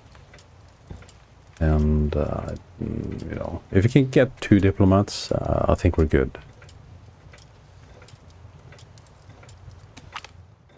Growth of the administration. As the state and its bureaucracy grow, there is an ever-increasing need for people to oversee and administrate various lands and functions. The nobility expects to be first in line when government offices are being handed out, while the burghers claim that we should appoint men according to individual merits. The expected death of a trusted secretary has left a vacant position to be filled at the center of this conflict, with the burghers supporting one candidate and the nobility expecting us to pick another. While both candidates are talented men, this has to be a political decision. Alright, so they're both at 50. I don't think we'll give it to the clergy. Let's see, 0.5. The burghers are paying a lot more tax, so we'll make them... put them in power as a reward. Institutional growth. Alright, so we can now pick a new research. Let's have a look at the Age of Renaissance. We should have diplomatic... this one here unlocked, right? This is a diplomatic one, I believe. Let's see, what do we find here that's going to be good? Loyalty of subjects is going to be good. How do we get to tributary? How far do we need to go for that? Navy morale, blockade efficiency, prospects, Navy initiative. This is good. Experienced diplomats, reputation here. Subject, that's the one all the way down here. I see. Okay. What else do we have in this tree then? And we want to drop the court costs as well. If we start with this one, it's closer. Noble estate equilibrium at 2.5% higher. That's very good for us. Maximum RGO size, also very good. You know, if you could actually build a RGO. So you don't have the money. I mean, they'll change, I'm hoping, eventually. I can tell you this much, though. Playing Italy was much, much easier. And several other nations as well. Okay, there's actually some really good ones here. Okay, let's have a quick look at the Age of Tradition as well. In case we're missing something very important down there.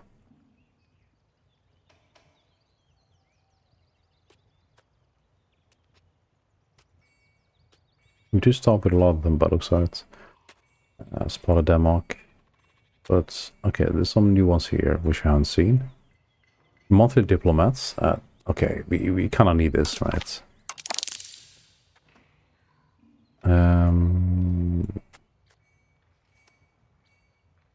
Diplomatic capacity. Regular diplomatic endeavors require paperwork and detailed documentation of the contacts.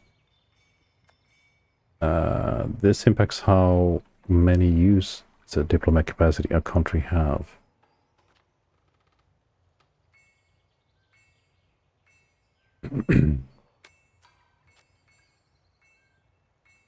I see so many good things to pick. Okay, let's be a bit more diplomatic here. Stability investments, we need this. This will come later. And then we go back to Age of Renaissance. And over here we want to get the... where was it? Noble satisfaction, right? And then subject opinion, and then We work our way down for higher income on that.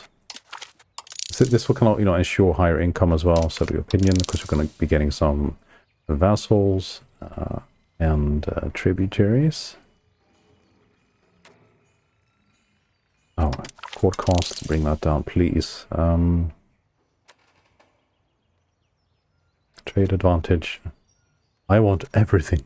Everything's just looking so good.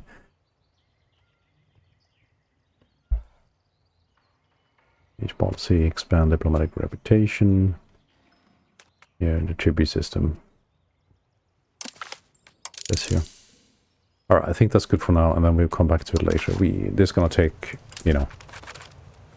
like the next 30 years or something. If not more, for that matter. Okay, let's get the legitimacy up to 30 again.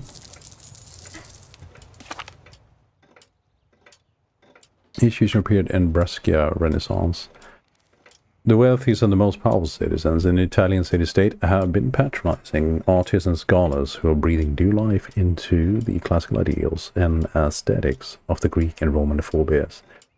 As a cultural movement, the Renaissance has already had a profound impact on the literature, art, philosophy, and music of our region. Renaissance humanism have developed into a fully formed intellectual tradition ready to permeate all aspects of society. A true Renaissance humanist is an expert in everything from politics and philosophy to art, texture analysis, music, and architecture. New ideas for rulers, as well as those who ruled, are spreading as quickly as printing presses can distribute copies. Renaissance ideals are now poised to reshape the world according to these sophisticated classical principles. Okay. It'll be a while until that institution shows up here, though. Institutions.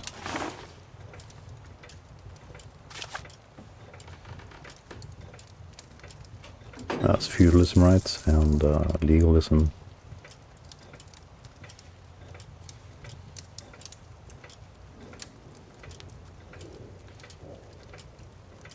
This singular green one in Milan, right? Which has Renaissance. Meanwhile, back here, in the frozen tundra, there's nothing. Okay, the wild country Holstein Rhine has now declared as a rival. 25, we can actually do something here.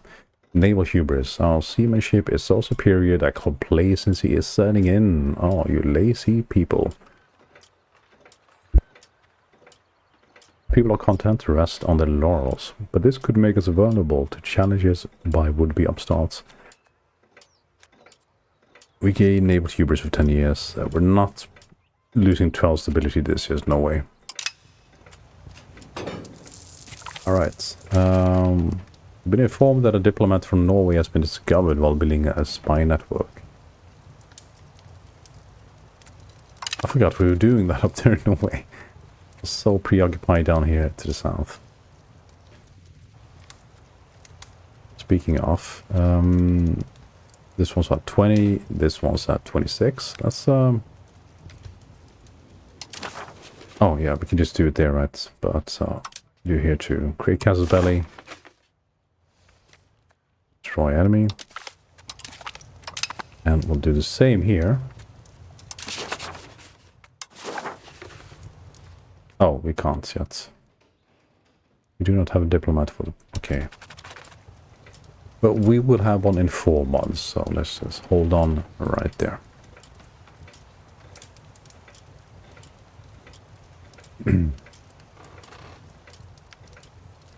There's some text to increase the speed of Casus Belli, so it's going to be good if... because there's a lot of little tiny regions there, right, which you want to capture.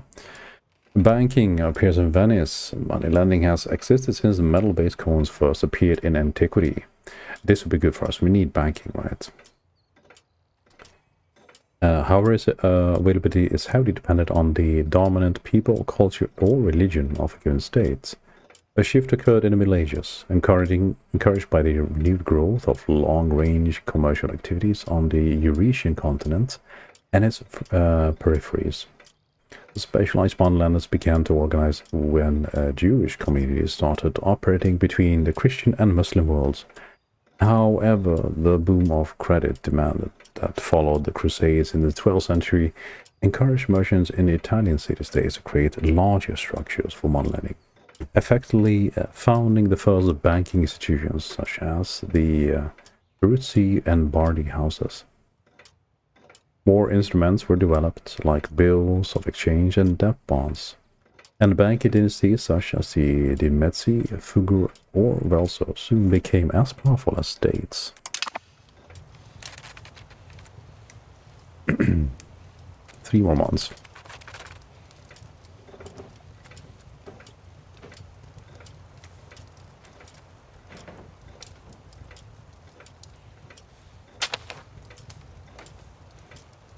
Guess the Norwegians uprooted the spine network entirely by the looks of it.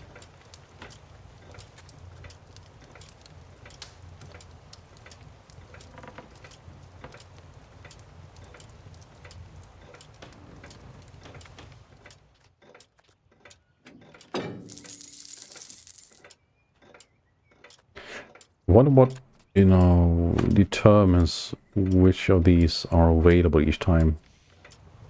Now, which casus bellis, right? Because we had an entirely different one shop. The one I want to, the captured region. We'll see in a moment. Okay. Now we should be able to send one over. Create casus belli. Times not met. Any port in Denmark? Well, I suppose. No trade conflict, anti-piracy. No casus belli. Well, that's like 30 stability and war score and antagonism, right? With a lot of people, so best not. Okay.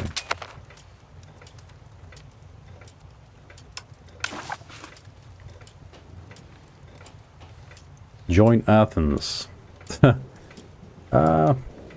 You're kind of busy up in the north. You do you.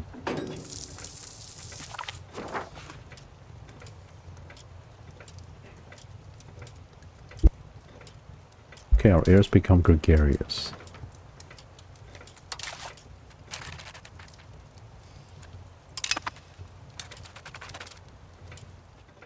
I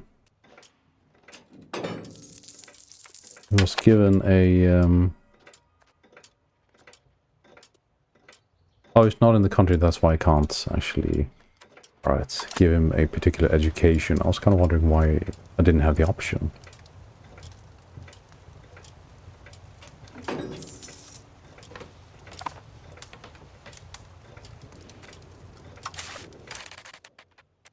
Let's bring down the expense a little bit. Okay, so we're back into positive here. 10% inflation. I mean, we can't go on like this much longer, right? We just start seeing a bit of money from these people here. Why is the clergy not paying any tax? What's going on with that? Do they have some sort of a exemption?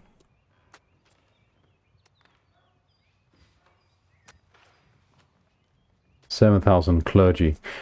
Hey, you people need to be paying me money. Let's see.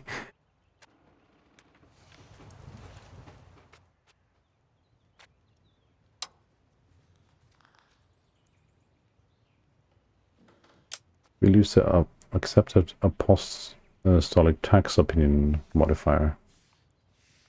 So maybe the papal states is saying that you can't tax in general. That's why we can't do this.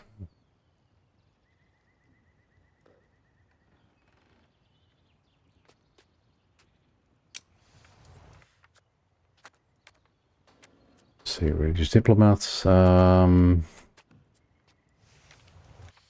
That's kind of good. Stability investments towards communalism. I think we are not heading that way, are we? Currently impacted of 25 towards communalism. thought we were going towards individualism.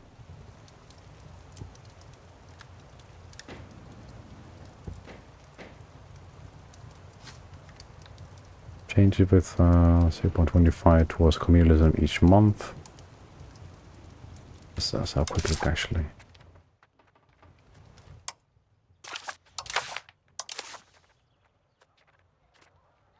Yeah, 0.25 towards communalism.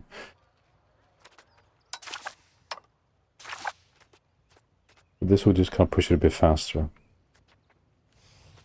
But we decrease the cost we have to pay for stability, which is, you know, probably something we need right now.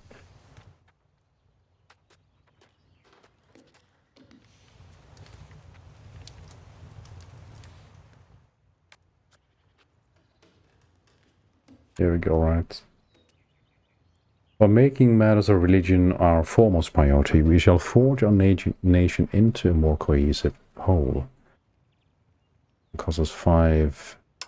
Yeah, it's worth it though, right? Right, so nobility goes down though.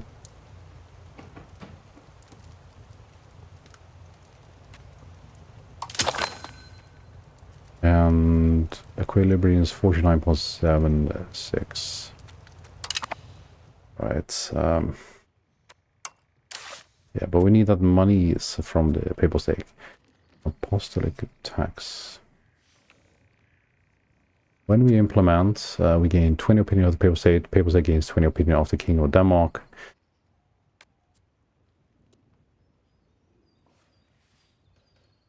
Yeah, I don't really care about this. I want money for me.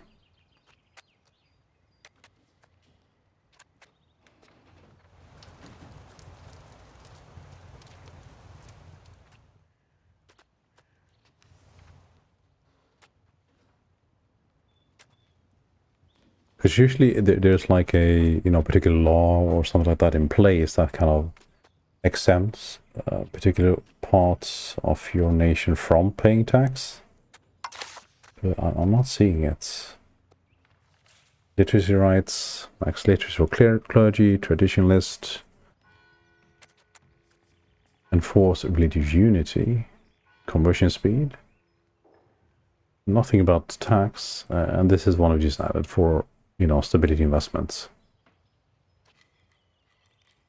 Satisfaction is, you know, pretty high, 72%. So if anybody should be taxed, it should be them, right? Why can't we move this up?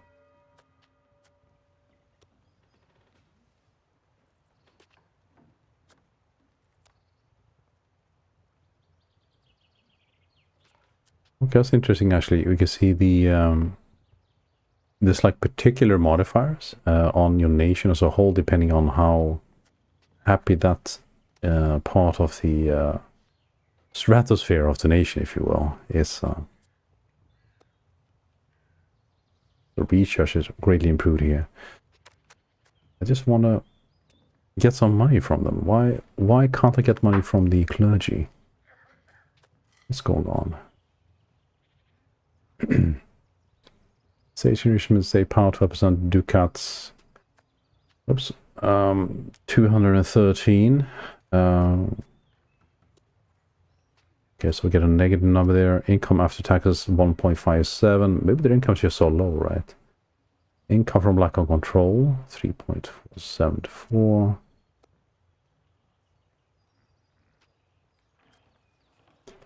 Trade, food, tithe, expense from pops.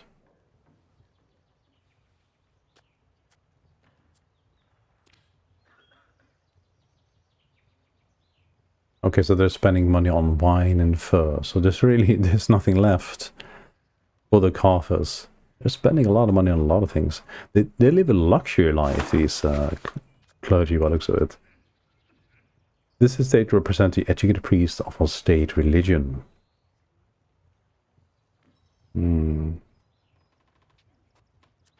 Okay, well, I guess we can't do much about that. You know, maybe when we become more rich and, you know, there's more money flowing from the commoners into the clergy, we can tax them. But at the moment, we're getting nothing right. Inflation going up by 0.36. New policies available. Education of the masses. About education. That's the new one, is it? Oh, 103 stability to change. Yeah, that's not happening. It's currently a religious teachings, right? No, that's not happening. So we just will ignore that for the time being.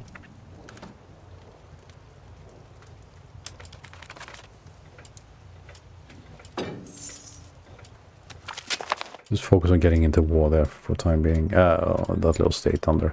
St. George's Night are rising. Calamity has struck in our possessions in Estonia.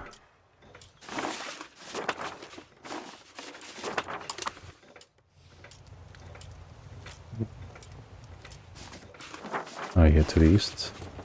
Yeah, that's where Estonia is, okay. The native Estonian population, displeased by the fact that we show them the light of Christ all these decades ago, have risen up in armed insurgency. On a calm day, they launched a deadly attack on our garrison and castles. From amongst themselves, they have chosen 4 leaders they dare call kings. Moreover, to add insult to injury, in their act of diabolic vengeance, they have started slaying their former overlords and caregivers in a pagan fury. We will not tolerate that, and their rebellion shall be crushed. That's the historical context here. On the night of St. George in 1343, the native Estonian populace rebelled against their Danish overlords and various foreign nobles that ruled over them. To lead the rebellion, they selected 4 kings from amongst themselves, who would later be lured into a trap and killed. Well, yeah, karma, right?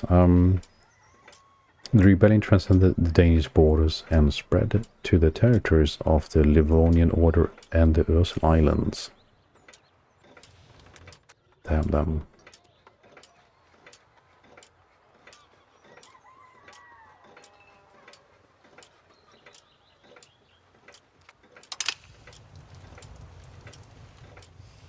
Okay, so professional armies in Constantinople. So that's the uprising here. 30,000 people. That's, yeah, don't think we can do much about that. Let's slow it down a little bit while we see what's happening here.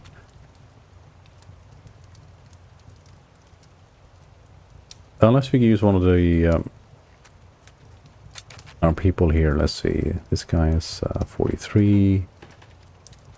Okay, you, sir.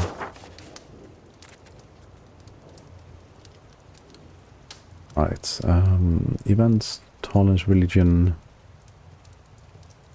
These rebels are working towards Estonian independence. They will create a revolt when they are ready, so once it hits 100%, right?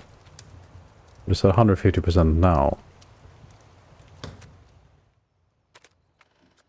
So maybe you can bring in a diplomat and try to appease them. Not that we're getting much from this region currently, as far as I know. Rebel crackdown.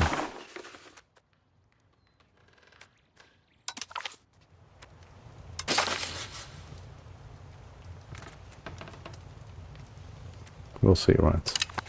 We'll see what happens.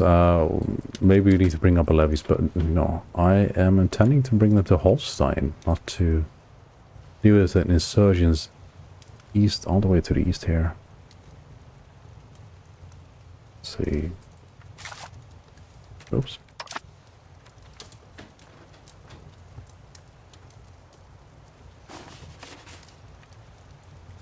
Like this region is did not really do much for me.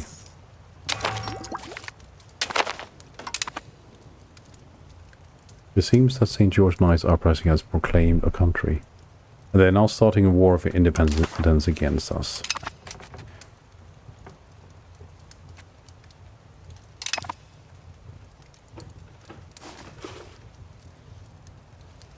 Oh, so basically they're now Estonia. Okay. Alright, well. Well. It's unfortunate timing. see, what's this? The Elector of Brandenburg. What do they want?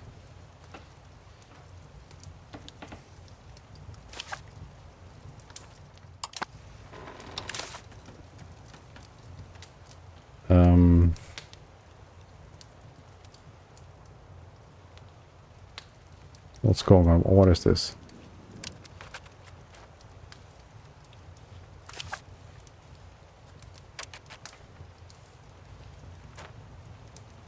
Doesn't tell me what they're asking for. This is, I think it's like, yeah. Oh, there we go. Okay. Brandenburg used to call it Denmark to aid them in the conflict. Thank you. Lovely. Against Estonia. I guess it's time to unmothball our ships.